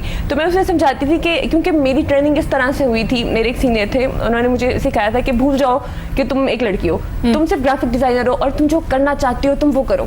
तो ये लिबर्टी जब आपको दी जाती है ना कि आप जो करना चाहते हैं आप करें, आप कर तो सकते फिर आपकी जो लर्निंग होती है वो उसका कोई कंपैरिजन नहीं होता जी। है। अब उसको मैंने फिर ट्रेन इस तरह से किया कि मैंने उसको बोला कि आप ये मत सोचें कि आप ये नहीं कर सकती, आप इस सीट पर बैठी हैं, आप सिर्फ एक ग्राफिक डिजाइनर हैं, आप सब कुछ कर सकती हैं और आप बिल्कुल कॉम्पिटेंट एक कैंडिडेट हैं, तो आपको हायर किया गया था। बिल्कुल। तो this is what we need to realise, और हमें इसको स्पेशली जो फीमेल्स हैं उनको प्रमोट करना चाहिए, जो कि ऐसा नहीं होता। अक्सर खवातीन जो हैं वो जेलस होती हैं या वो कहती हैं कि ये कल आई थी, ये इसको क्यों प्रमोशन मिल गई। तो इसको आई गेस हम लोगों को फीमेल्स को स्पेशली रियलाइज करना चाहिए और प्रमोट करना चाहिए। ठीक हो गया। ये जो एक डर होता है उसको खत्म हाँ, करना चाहिए। बिल्कुल। सर डर की बात कर रहे थे कि डर कितनी तरह के होते हैं और हर इंसान में कोई ना कोई डर जरूर होता है। हाँ बिल्कुल जी, ये 5000 किस्म के डर होते हैं जो दुनिया के अंदर जो इसके ऊपर रिसर्च हुई है। जी। तो इसमें जब इंसान डर जो है ये इंसान माँ के पेट से ही लेके पैदा होता है। जी। अच्छा, जब हम इस दुनिया में आते हैं तो उसके बाद ये हमें वालिदैन सिखा देते हैं, हमें स्कूल सिखा देता है, हमारा पड़ोसी सिखा देता है ये डर, दादी जी। दादा सिखा देते हैं। मसलन एक बच्चा छोटा है, अब मैं पहले भी बात कर रहा था फातिमा से कि एक छोटा बच्चा है और हम उसको कहते हैं बबू आ जाएगा, जिन्न आ जाएगा, भूत आ जाएगा, कुछ भी। अब वो बच्चे का प्रॉब्लम ये है कि या तो उसको दिखाओ वो चीज़, अब वो दिखा तुम सकते नहीं उसको क्योंकि वो तो मेटाफिजिकल चीज़ें हैं, फिजिकल तो है नहीं। अब जब नहीं दिखाते तो वो अपने अंदर रख लेता है, अपने अंदर जो उसका जो इनर माइंड है उसके अंदर वो रख लेता है उसको। अच्छा, ज़िंदगी में कहीं मैं देखूंगा, अब वो जब मिलता नहीं है वो सब डरना शुरू कर देता है। आपने देखा होगा कि अक्सर बेहतर जो बच्चे होते हैं, जो छोटे होते हैं, वो अपने ख्वाब के अंदर डर रहे होते हैं। वो डर उनको किसी ने सिखाया, इंकलकेट किया होता है, उनका अपना नहीं होता। मैं एक मिसाल आपको देता हूँ। मैंने अपनी ज़िंदगी के अंदर एक मल्टीनेशनल कंपनी में काम करता था, पेरे कार्दन कंपनी थी, बहुत बड़ी कंपनी थी और मैं उसकी हाई पोस्ट पे था। लेकिन मुझे वो जब भी कहते थे कि आप श्रीलंका जाएं, आप अमेरिका जाएं, आप कनाडा जाएं, तो मैं नहीं जाता था।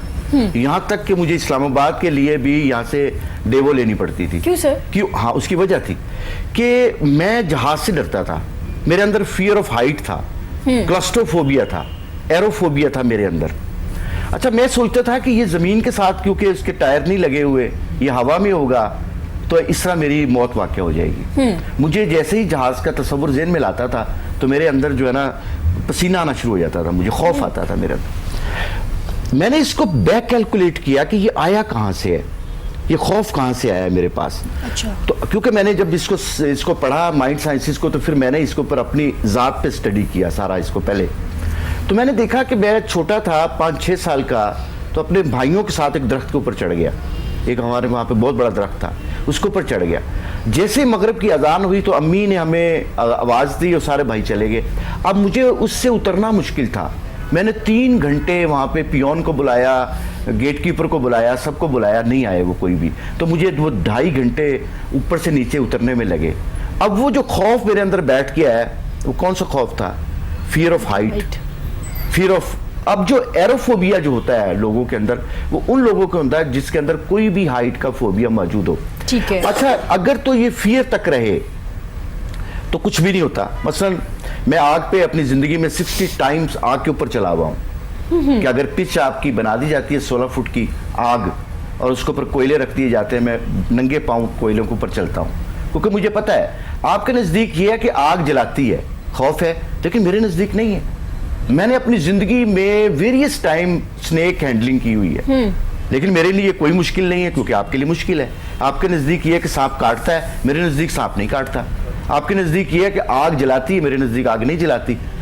लेकिन अगर ये फियर जो है आपका केमिकलाइज करना शुरू कर दे, आपके इंजाइम देना शुरू कर दे आपकी बॉडी को और रश करे आपके ब्लड के अंदर, तो अब फोबिया है। अब आपकी ज़िंदगी रुक गई है कहीं पे भी। जैसे शुरू में अपना इरफान ने बात की थी बड़ी अच्छी, उसने कहा जी मुझे ऐसे लगता है कि बास का कहीं एक्सीडेंट ना हो जाए मेरा कहीं पे। अब हुआ क्या है कि इन्होंने ज़िंदगी में अपने किसी अजीज़ का देखा है, किसी ख़ानदान के किसी बंदे का देखा है, किसी टीवी पे देखा है, कोई ऐसा हादसा है जो इसने क्यूब कर लिया। ठीक है। क्योंकि जब आई ब्लिंक्स करते हैं ना हम, तो एक याद को अपने माइंड में लेके जाते हैं और उसको वो क्यूब कर देते हैं। अब जब तक कि उसको वहां से हटाया ना जाए, ये सारी जिंदगी फियर आपके पास मौजूद रहेगा। और दूसरा रिस्पॉन्स क्या है, कोई भी फियर उसका रिस्पॉन्स क्या है, फाइट और फ्लाइट। या तो उसको देख के भाग जाओ या उसका मुकाबला करो। हम मुकाबला नहीं करते, हम भागते हैं। आपने फाइट की? यस, मैंने फाइट की। फिर मैंने क्या किया कि मैंने उम्रे के लिए अपने बच्चों को सबको तैयार किया। मैं कहा जी उम्रा करने चलते हैं। तो वाइफ कह रही है आपको तो डर लगता है जहाज से, तो आप कैसे जाएंगे? मैं को कोई बात नहीं, आप बैठो। हम जहाज में बैठ गए, उम्रे के लिए जा रहे हैं। मैंने वो 4-4.25 घंटे पता कहाँ वॉशरूम में बैठ के गुजारे। ओहो। मेरे अंदर खौफ था। लेकिन जब मैं रोज़ा रसूल पे गया, जब मैं खाना काबा गया, तो मैंने अल्लाह से कहा, वादा किया कि या परवरदिगार, मैं तेरे पास आया करना है, मेरा दिल करता है आपसे मुलाकात करने को, तो मेरे अंदर हिम्मत दो कि मैं ये करूं। फिर उसके बाद क्या हुआ कि मैं सीट मैंने ली अब वापसी पे, जहाज़ की वो सीट जहाँ से बाहर देखा जा सकता है, और मैं मुसलसल बाहर देख रहा हूँ। खौफ हो रहा है, लेकिन आहिस्ता आहिस्ता आहिस्ता वो मेरा खौफ खत्म हो गया। खौफ का तरीका ये है कि उसको फेस करो। हम फेस नहीं करते, हम फेस नहीं करते। क्यों ना फेस करने की वजह क्या है कि हमारे अंदर कमजोरी है। दूसरी एक बात और बड़ी अहम है जी, हमने तन्हाई में अपनी जात से नहीं मिलते। आप गौर करना कि रसूल सल्लल्लाहु अलैहि वसल्लम से बड़ी जात कोई नहीं है। उनके जूतों पे हमारे माँ बाप कुर्बान। उन्होंने 3.5 साल गारे सौर गारे हिरा में गुजारी। वो क्यों? अपनी जात से मुलाकात करनी, अपनी जात से मुलाकात हम नहीं करते। क्यों? हमारे अंदर खौफ है। तो बेहतरीन तरीका ये है, जो सबसे अच्छा कहा गया, आगे रोज़े आ रहे हैं, रोज़ों में एक हमें एतकाफ़ दिया जाता है। बिल्कुल मुतकिफ होते हैं, हम वहाँ पे बैठते हैं। हम वहाँ पे भी मोबाइल लेके बैठे हैं। हमें वहाँ पे उससे वहाँ पे टाइम गुजारे हैं, वो एतकाफ़ का वक्त। यकीन कीजिएगा 10 दिन गुजार के देखें, आपकी ज़िंदगी के खूबसूरत तरीन दिन होंगे। मैं कभी कभी अपने बच्चों से चला जाता हूँ ये KPK के इलाके के अंदर, जो हमारे वहाँ पे जाके पूरी आबादी से दूर आप रहें, अपने वक्त अपने आप को दें। 10 दिन, 15 दिन, 5 दिन, 7 दिन आप टाइम देखें। यकीन कीजिएगा आपको एक बड़ा अजीब सा मजा आना शुरू हो जाएगा। फियर जब भी हो, अगर फियर आपके ऊपर कंट्रोल उसने कर लिया, राइट कर लिया आपको, यकीन कीजिएगा आप वक्त से पहले मर जाएंगे। ठीक हो। ये खौफ को अपने अंदर से निकालना है। अच्छा सर, इस बारे में मजीद बात करेंगे कि और जो स्टूडेंट्स में खौफ किस तरह के होते हैं, इंटरव्यू देते हुए खौफ किस तरह से होते हैं, कैसे खत्म किया जा सकता है। लेकिन हमारे साथ राना वसीम मौजूद है, तो इनकी खूबसूरत सी आवाज़ में गाना सुनते हैं, उसके बाद फिर हम बात को कंटिन्यू करेंगे। ठीक है। वसीम, आप इस गाने के बारे में बताएंगे? बड़ा ज़बरदस्त गाना है जी। ये मेरा ऑडियंस ने बड़ा इसको सराहा है। इसको मैंने TT स्काई वाली चैनल से इसको रिलीज किया जी, और इसमें मेरी बहुत मेहनत लगी।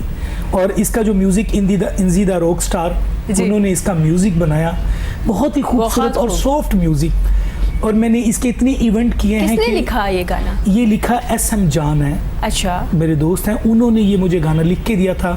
और इसकी इंजीदा रॉक स्टार ने तर्ज बनाई, और इसका जो वीडियोज़ है वो शहबाज हैदर है, उन्होंने इसका वीडियोस बहुत खूब ज़बरदस्त।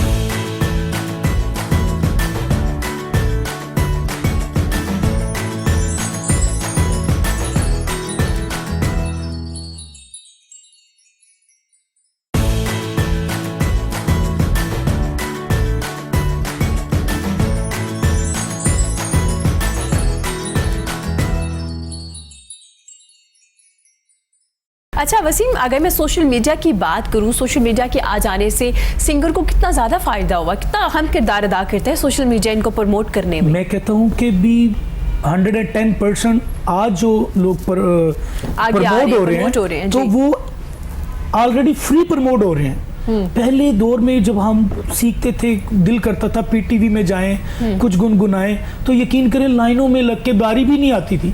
लेकिन अब जब से ये सोशल मीडिया आया है, तो मैं कहता हूँ घर के वो चूल्हा बनाने वाली वो लड़की भी प्रमोट हो रही है, वो भी मैं कहता हूँ यूँ प्रमोट हो रही है कि सारी दुनिया उन्हें देख रही है। और अगर आपको आता है, बड़ा अच्छा परफॉर्म करना आता है, फिर तो सोशल मीडिया आपको हाथों पे लेगा ऐसे। लेकिन इसमें अभी भी मेहनत की ज़रूरत है। वही लोग कामयाब होते हैं जो मेहनत करते हैं, जो प्रॉपर इसको कैचअप करते हैं। ठीक, उसके बगैर आप सोशल मीडिया पे पक्की बात है प्रमोट नहीं हो सकते। प्रमोट नहीं हो सकते। अगर फेमस हो भी जाए 2-3 दिन के लिए होंगे, फिर आप गायब हो जाएंगे, नजर नहीं आएंगे, लॉन्ग टर्म नहीं रहेंगे। कंटिन्यू आपको कोई ना कोई चीज अपनी ऑडियंस को सुनानी चाहिए।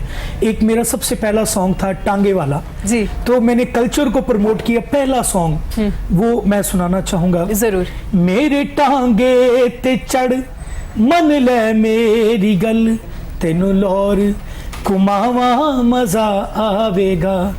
मेरे टांगे ते चढ़ मन ले मेरी गल, तेनू लौर कुमावा मजा आवेगा। मेट्रो देवी हूटे तू भूल जावेगी, ऐसा टांगा चलावा मजा आवेगा। वाह वाह। वो स्टोरी ऐसी बनाई है कि मैं, वो मेरा इंतजार कर रही है कि कार पे मुझे लेने आएगा और मैं अचानक उसको टांगे पे लेने आ गया हूँ, चलो बैठो घूमे। वो कह रही ये क्या है, तुमने तो कार पे आना था और तुम टांगे पे आ गए हो। मैंने कहा यार तुम्हें लाहौर घुमाना है, आप आओ बैठो। फिर उस पे हम जाते हैं, वो पाए खाते हैं, उसके बाद लस्सी वाले के पास जाते हैं, लस्सी पीते हैं। उसको वो वीडियोस को ऐसा कल्चर दिखाया गया। तो वो मेरा पहला गाना था, वो लोगों ने इतना सराहा। उसके बाद फिर एक सॉन्ग तू जो गल ना करें, वो थोड़ा साइड सॉन्ग है, वो मैंने दोस्तों की फरमाइश पे उसको सुनाया, ठीक है, वो भी लोगों ने उससे बड़ा प्यार। जबरदस्त। फातिमा, हम खौफ की बात कर रहे थे, तो कभी आपको कोई फोबिया है? क्योंकि वाटर का होता है, हाइट का होता है, या उसके अलावा करियर में भी कोई खौफ होता है करियर को लेके, तो आप में कोई खौफ था या अभी भी है? खौफ बेसिकली हमारे यहाँ कल्चर इस तरह का है कि बेटियों को बहुत ज़्यादा कॉन्फिडेंस नहीं दिया जाता। तो जब मैंने अपने कैरियर का आगाज़ किया तो आई वाज लाइक, मैं थोड़ी शाय थी। तो ये मेरा बहुत बहुत बड़ा खौफ था कि मैं बहुत ज़्यादा बात नहीं कर पाती थी, या जैसे मैं फर्स्ट टाइम ऑफिस गई तो वहाँ पर बहुत सारे मर्द हजरात थे, तो आई वाज लाइक कि मैं तो अकेली होंगी। तो ये एक ऐसा खौफ था जिस पर जिस तरह डॉक्टर साहब ने कहा है कि मैंने उस पर इस तरह से ओवरकम किया कि उसके बाद से ज़्यादा खवातीन को देख के घबरा जाती है। इस तरह से कम किया है, इसको बिल्कुल इस तरह से ओवरकम किया है कि अब मैं मोस्टली मेरे ऑफिस में भी कहा जाता है कि आप तो लड़कियों में होती नहीं है। तो मैं कहती हूँ बेसिकली मेरा ये बहुत बड़ा फेयर था कि मैं बहुत शाय थी, मैं कॉन्फिडेंट नहीं थी। तो मैंने इसको खुद ही को सेल्फ एनालिसिस के साथ उस पर काम किया और अल्हम्दुलिल्लाह मैंने उसको ओवरकम इस तरह का। इरफान से भी पूछेंगे, इरफान कोई खौफ रहा जिंदगी में या अभी कोई खौफ है किसी भी किस्म का? अभी जैसे डॉक्टर साहब से बात हो रही थी, ये वो फियर ऑफ एक्सीडेंट उस वाले से जी, वो भी जो मेरा पर्सनली ख्याल है कि शायद वो इसलिए ज़्यादा हो जाता है आपके इन्वायरमेंट की वजह से, कि जब आप ड्राइव कर रहे हो, नॉर्मली कुछ लोगों को होती है जो आप साथ में बैठे होते हैं ना, ऐसे करो, वो ड्राइव हाँ वो बहुत ज़्यादा कर रही है, स्पेशली जो लेडीज़ होती हैं वो बहुत ज़्यादा कॉन्शियस हो रही होती हैं, तो वो आपको इंस्ट्रक्शन दे रही, तो आप उसकी वजह से भी ज़्यादा आपके माइंड में आ जाता है। अब जो खौफ है ना, अगर मैं उसको as a business point of view से देखूं तो अब बिजनेस नए आने वाले स्टूडेंट या बिजनेस स्टडीज़ के जो स्टूडेंट हैं वो उसको न्यू बिजनेस क्यों नहीं करते, वो ज़्यादा जॉब में प्रेफर क्यों करते हैं? सिर्फ वही है कि फियर ऑफ फेलियर है, कि आपके माइंड में एक फियर बैठा हुआ है कि अगर मैं ये बिज़नेस करूँगा तो ये सक्सेसफुल नहीं होगा। अगर आप वो फियर को एक साइड पे रख दें तो आप कुछ भी कर लें। और बिजनेस में तो वैसे भी आपको रिस्क तो लेना पड़ता है। आप रिस्क के बगैर कुछ भी मतलब अचीव नहीं कर सकते। आपको समटाइम्स ज़ाहिर छोटे डिसीजन होते हैं, आपको छोटी उसके आउटपुट नज़र आ रहे होते हैं, लेकिन आप लॉन्ग टर्म के लिए आप एक बड़ा डिसीजन लेते हैं, आप रिस्क लेते हैं, तो ही आप सक्सेसफुल हैं। जो नए स्टूडेंट्स हैं बिजनेस के हैं उनके लिए भी यही है कि वो जब तक अपने आप माइंड से वो फियर नहीं निकालेंगे ना कि मैंने सिर्फ जॉब में सक्सेसफुल नहीं होना, अगर मैं जॉब बिजनेस कर लूंगा तो भी मैं सक्सेसफुल। लेकिन अब तो पाकिस्तान में एंटरप्रेन्योरशिप की भी बात होना शुरू होगी, पढ़ाया भी जाने लगा है और काफी स्कोप नजर आ रहा है एंटरप्रेन्योरशिप का। लोग स्टार्ट कर रहे हैं छोटा छोटा, चाहे सोशल मीडिया ही क्यों ना हो, बिजनेस स्टार्ट करना शुरू कर दिया लोगों ने, प्रेफर कर रहे हैं वो जॉब से ज्यादा। सर खौफ की बात कर, जी प्लीज। पैकेज है ये मुकम्मल जी। एक इसके अंदर ना 3 फियर्स होते हैं, fear of rejection, fear of failure और फियर ऑफ अननोन। अननोन, ठीक है। ये एक ऐसा फियर होता है जो सब में है, हम सब लोगों में। ये अगर टोटल आबादी पाकिस्तान की 22 करोड़ है तो ये 22 करोड़ लोगों में होता है फियर ऑफ अननोन। हम उसका नाम नहीं को रख सकते, लेकिन वो फियर होता है हमारे अंदर। अच्छा। तो जब हम कोई भी काम करने लगे हैं, नया बिजनेस करने लगे हैं पाकिस्तान के अंदर, इसलिए लोग नया बिजनेस नहीं करते, जॉब्स को लेते हैं क्योंकि सिक्योर होते हैं, वो उनको तनख्वाह मिलती रहती है। ये जो प्रॉब्लम आता है ना कि मैं अपना बिजनेस करना चाहता हूँ वो नहीं कर पाता, जैसे इरफान ने किया, मैं बहुत अप्रिशिएट करता हूँ इनको। उसके अंदर ये पूरा एक पैकेज होता है, 3 चीज़ें आपके साथ एक ही वक्त में आती हैं, 3 फियर्स होते हैं आपके, और उनको जब ये पूरा पैकेज आपके पास आता है तो आप फिर डिनाइल पर चले जाते हैं। जी। जैसे आप, इन्होंने बड़ी खूबसूरत बात की कि चल जाएगा, वो क्यों भला? वो डेफर्ड करता है, इंसान कंप्रोमाइज करना शुरू कर देता है। दुनिया के अंदर जो लोग गरीब आपको मिलेंगे, जो एक खास तबके के लोग मिलेंगे, वो सारे वो होंगे जो कंप्रोमाइज करते हैं। अगर फर्ज करें कि मेरे वसाइल कम हैं और मसाइल ज़्यादा हैं, तो मुझसे वसाइल बढ़ाने के बजाय मैं कंप्रोमाइज शुरू कर देता हूँ। मैं कहता हूँ अच्छा मेरा 22,000 का बिल आ गया है, तो मैं ऐसे करता हूँ कि मैं अपनी ये चीज़ें बंद कर देता हूँ। अच्छा, आप इसको कर दिया, 18,000 का आ गया बिल, आप फिर कहते हैं अच्छा इसको मैं 15,000 रुपये नहीं ले आऊँ, फिर बाकी चीज़ों को बंद करना शुरू करते हैं। जिससे क्या होता है कि वो जो गुर्बत है, जो आपके अंदर पॉवर्टी है, वो बढ़नी शुरू हो जाती है आपके अंदर। अच्छा। कंप्रोमाइज नहीं करना, आप अपने वसाइल को बढ़ाएं। देखें, याद रखें कि अल्लाह सुब्हाना ताला ने आपको billions of the billions neuron cell दिए हैं, फिर उसको अंदर कॉपिंग सेल दिए, आपको जानवर से जुदा किया है, आपको एहसास दिया हुआ है, आपको वालिदैन दिए, आपको सब कुछ दिया। तो आपने करना क्या है? आपने सिर्फ अपने अंदर हिम्मत करनी है और आपने वो काम कर देना है। और दुनिया के अंदर देखें जितने लोग कामयाब हैं, चाहे आप किसी का नाम ले लें, बिल गेट का ले लें, आप जैसी पैनी का ले लें। मैं एक छोटी सी मिसाल आपको दूंगा, ये खौफ कैसे आते हैं। बड़ी खूबसूरत मिसाल थी, मुझे याद आ गई अचानक। एक ना बहुत अमीर आदमी, अगर अमेरिका जाएं आप तो वहाँ पे जैसी पैनी स्टोर्स हैं, जैसे यहाँ पे मेट्रो वगैरह ना बड़े स्टोर्स हैं, तो वहाँ पे आप सुई से लेके और जहाज़ खरीद सकते हैं। वो इतना अमीर आदमी, उसके पास एक बेटी थी ले पालिक। अब वो बेटी को, जो डिवोटेड बेटी थी, उसको कहता था जाए आप खर्च करके आए पैसे। अच्छा। तो वो बेटी पैसे नहीं खर्चती थी, वो वापस ले आती थी। उसने कहा कि चलो मैं इसको साइकोलॉजिस्ट बुलाए, साइकेट्रिस्ट बुलाए कि देखें कि इसकी क्या वजह ऐसी है कि ये जो बच्ची है ये पैसे खर्चती नहीं है बल्कि अपने पास जमा करके रखती है। तो उन्होंने साइकोलॉजिस्ट को, साइकेट्रिस्ट को बुलाया, उन्होंने जो पिवट पॉइंट दिया, जो उसको डायग्नोज किया, उसमें लिखा कि ये जो इसकी आया थी, जब वो पैम्पर्ड बांधती थी इसको और साथ उसको ऑर्डर करती थी कि अगर तुमने कोई भी पोटी की या आपने पेशाब किया तो मैं आपको सजा दूंगी। अच्छा। तो उसने अपनी चीजों को रोकना शुरू कर दिया। अब साइकोलॉजिकल हुआ क्या कि बच्ची अब हर चीज को रोक रही है अपने पास, यानी अगर कुछ भी आ गया उसको तो वो रोक रही है, और वो इंफीरियर कॉम्प्लेक्स में चली गई, वो इंट्रो हो गई, जिससे उसको क्या हुआ कि अब उसकी शख्सियत जो है बिल्कुल वो प्रॉब्लम में आ गई। तो उसको निकालने के फिर उसको साइकेट्रिस्ट के पास ले गए, साइकोलॉजिस्ट के पास ले गए, क्योंकि ये जो हमारे रवैये होते हैं ये आस्ता आस्ता हमें नहीं समझ आ रही होती। अब अभी स्टडी का पता लगा है कि दुनिया में सबसे ज़्यादा मर्डर कौन करते हैं? गटर साफ करने वाले और ये जो गोश्त करते हैं कसाई, सबसे ज़्यादा, क्योंकि वो सारा दिन उन चीज़ों के साथ मुंसलिक रहते हैं। तो इसी तरह से होता है कि जो हमने सीखा, कुछ भी सीख लिया जी, उसको अनलर्न करना दुनिया का मुश्किल तरीन काम है। और जो साइकेट्रिस्ट होता है, जो साइकोलॉजिस्ट होता है, जो माइंड साइंसेस का आदमी होता है, वो आपको बेसिकली अनलर्न करना सिखाता है। जबरदस्त। सर, जो अब आपने स्टूडेंट के बारे में बताना है, जो हमें एक रिजेक्शन का डर होता है, हम इंटरव्यू देने ही नहीं जाते इस डर से कि मैं तो सिलेक्ट ही नहीं होगा। बहुत ज़्यादा ऐसा होता है, हमें अगर कॉल आ जाए, पहले तो हम वेट करते हैं कि कॉल आ जाए, अगर कॉल आ जाए फिर हम कहते हैं कि हम आउट ऑफ सिटी हैं, हम यहाँ हैं, हम आ ही नहीं सकते।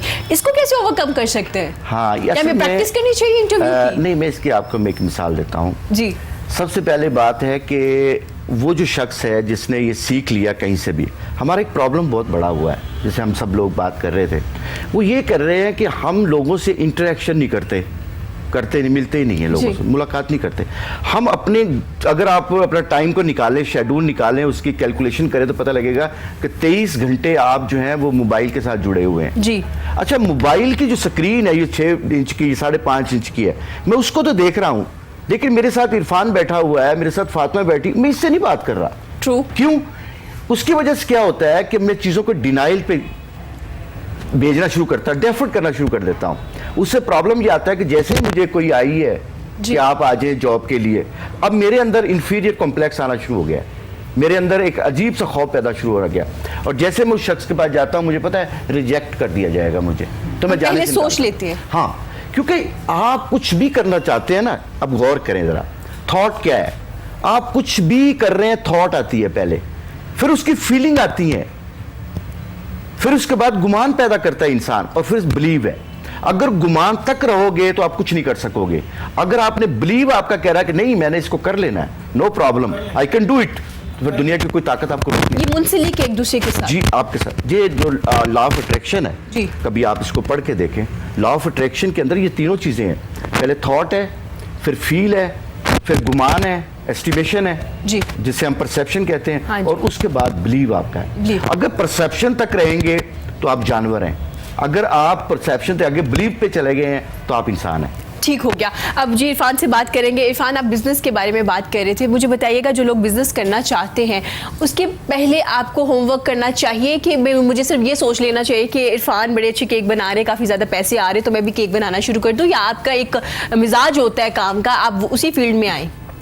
बिल्कुल मजाज होता है, लेकिन उससे पहले जैसे आप कुछ भी करना चाहें तो जैसे अगर मैं अपनी एग्जांपल दूं तो मुझे याद पड़ता है कि मैंने ऑन जॉब 3-4 मंथ लगा दिए थे उसका बिजनेस प्लान लिखते ही। अच्छा, ज़बरदस्त। आज भी मेरे पास वो डॉक्यूमेंट फॉर्म में है। तो मैंने 3 मंथ कंटिन्यूस उसके ऊपर लगा दिए। मैंने पूरी दुनिया के डिफरेंट बेकरीज के मॉडल देखे, उनको पढ़ा, उनके बिजनेस के यानी जो वो उनके बिजनेस मॉडल थे वो देखे, फिर उन सबको अराउंड इट वाज 120। तो उनको पढ़ने के बाद मैंने एक अपना लिखना स्टार्ट कर दिया कि मैंने इसमें से क्या क्या अचीव किया या लर्न किया। तो फिर मैंने उसको एक डॉक्यूमेंट फॉर्म की ले ली। देन आपने उसको एग्जीक्यूट करना होता है। आप जब आप एक अच्छी डॉक्यूमेंट फॉर्म की शक्ल में या पे अपना एक बिजनेस मॉडल बना लेते तो देन आपने एग्जीक्यूट करना है। फिर एग्जीक्यूशन भी जो है अब वो चेंज हो चुकी है। आप उसको बिल्कुल नॉर्मल तरीके से एग्जीक्यूट नहीं कर सकते। जिस तरह का आजकल एक्सपीरियंस इकॉनमी और डिफरेंट सोशल मीडिया की एक चल रही है मतलब एनवायरनमेंट है, तो उसमें आपको एग्जीक्यूट भी उसके अकॉर्डिंगली करना है। वो जो ट्रेडिशनल बिजनेस था उसके अकॉर्डिंगली आप उसको लेके नहीं चल सकते। प्लानिंग बहुत इंपॉर्टेंट है, लेकिन मेन चीज़ ये है कि आपकी प्रोडक्ट से ज़्यादा आपको अभी मेन फोकस रखना है सर्विस पे, आपकी डिलीवरी पे। हमारे यहाँ सबसे बड़ी जो प्रॉब्लम चल रही है डिलीवरी की है। हम कोई भी ऑर्डर देते हैं या ले लेते हैं, इवन कोई भी स्टिचर है आप उसको दे दें तो वो हम जब लेने जाते हैं तो वो कहता है आज स्टिच होने गया हुआ है। नॉर्मली ऐसे ही होता है। तो वो ये माइंडसेट चेंज करने की ज़रूरत है। तो हमें डिलीवरी अपनी सर्विस पे अच्छा फोकस करना है, ज़्यादा फोकस करना है। उसके अलावा इसलिए आपका बिजनेस ज़्यादा अट्रैक्टिव भी होता है लोगों की नज़र में कि वो टाइम पे काम करते हैं। बिल्कुल, आपकी कस्टमर सपोर्ट अच्छी हो, आपकी प्रोडक्ट तीसरे उसके अलावा आपकी एक्सपीरियंस जो फीडबैक आप वो ले रहे हो। जबकि जो प्राइस है वो बहुत पीछे चली जाती है। जी।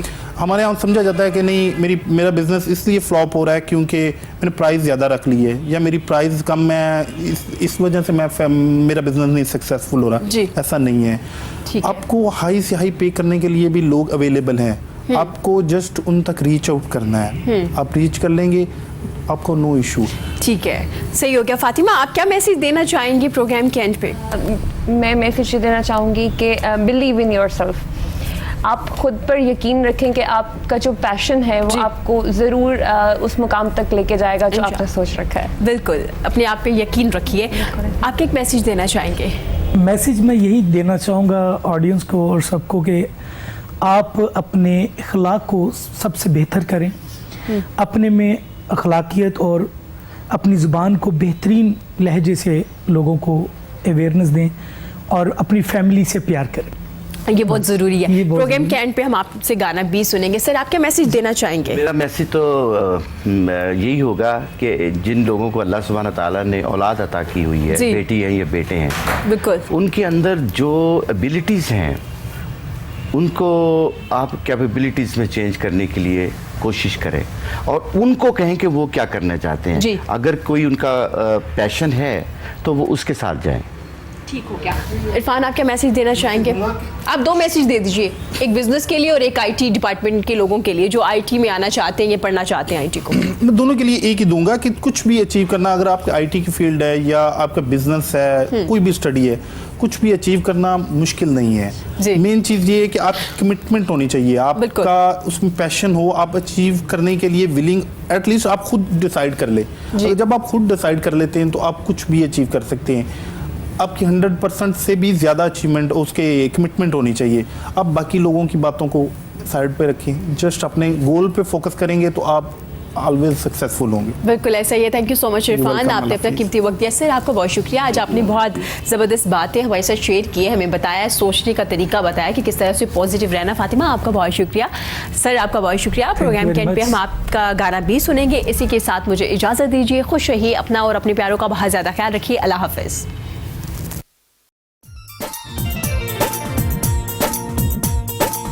जाने याली सब जग कहंदा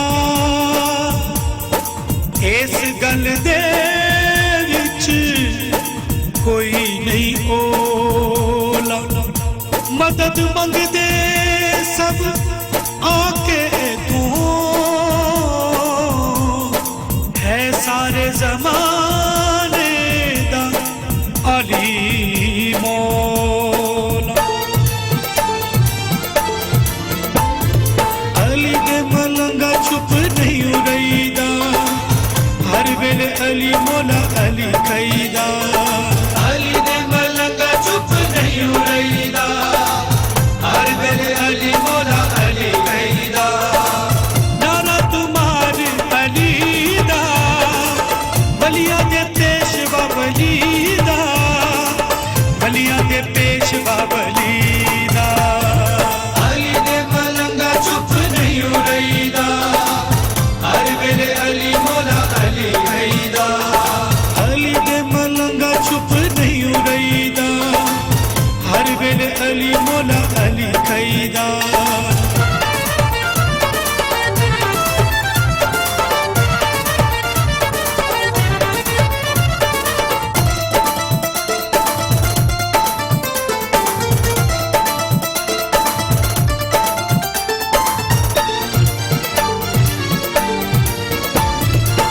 जेड़े हर दम नल अली अली कहंदे ने, कसम खुदा दियो चंगे बड़े रहंदे ने। जेड़े हर दम नल अली अली कहंदे ने, कसम खुदा दियो चंगे बड़े रहंदे ने। चंगियां दे लड़ यारा लग पईदा, हर दम अली मौला अली कईदा। चंगियां दे लड़ यारा लग पईदा, हर दम अली मौला अली कईदा। नारा तुम्हारे अली दा, बलिया दे पेशवा बली दा, बलिया दे पेशवा बली दा। अली दे मलंगा चुप नहीं रहीदा, हर वेले अली मौला अली कईदा। अली दे मलंगा चुप नहीं रहीदा, हर वेले अली मौला अली कईदा।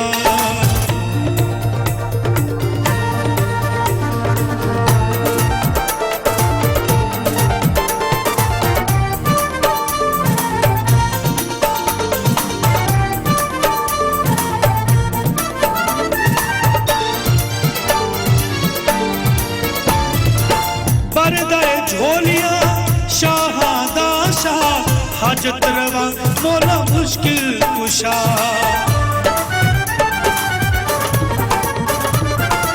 बरदाए झोलिया शाहादा शाह, हाजत रवा मौला मुश्किल कुशा। सखियां दे सखी कोलों मंग लईदा, हर दम अली मौला अली कईदा। सखियां दे सखी कोलों मंग लईदा, हर दम अली मौला अली कईदा। नारा तुम्हारे अली दा, बलिया दे पेशवा बली दा, बलिया दे पेशवा बली दा। अली दे मलंगा चुप नहीं रहीदा, हर वेले अली मौला अली कईदा। अली दे मलंगा चुप नहीं रहीदा, हर वेले अली मौला अली कईदा।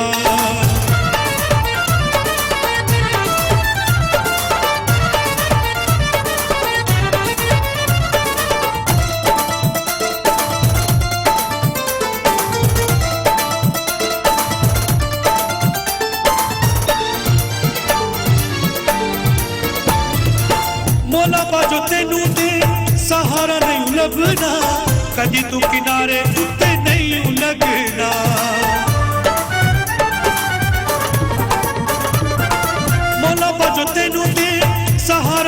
लभना कदी तू किनारे उत्ते नहीं लगना पीरा दे पीर दर आके बैदा हर दम अली मौला अली कैदा पीरा दे पीर दर आके बैदा हर दम अली मौला अली कैदा नारा तुम्हारे अली दा बलिया दे पेशवा वलीदा बलिया दे पेशवा वलीदा अली दे मलंगा चुप नहीं रहीदा हर वेले अली मौला अली कैदा अली दे मलंगा चुप नहीं रहीदा हर वेले अली मौला अली कैदा नारा तुम्हारे अली दा बलिया दे पेशवा वलीदा बलिया दे पेशवा वलीदा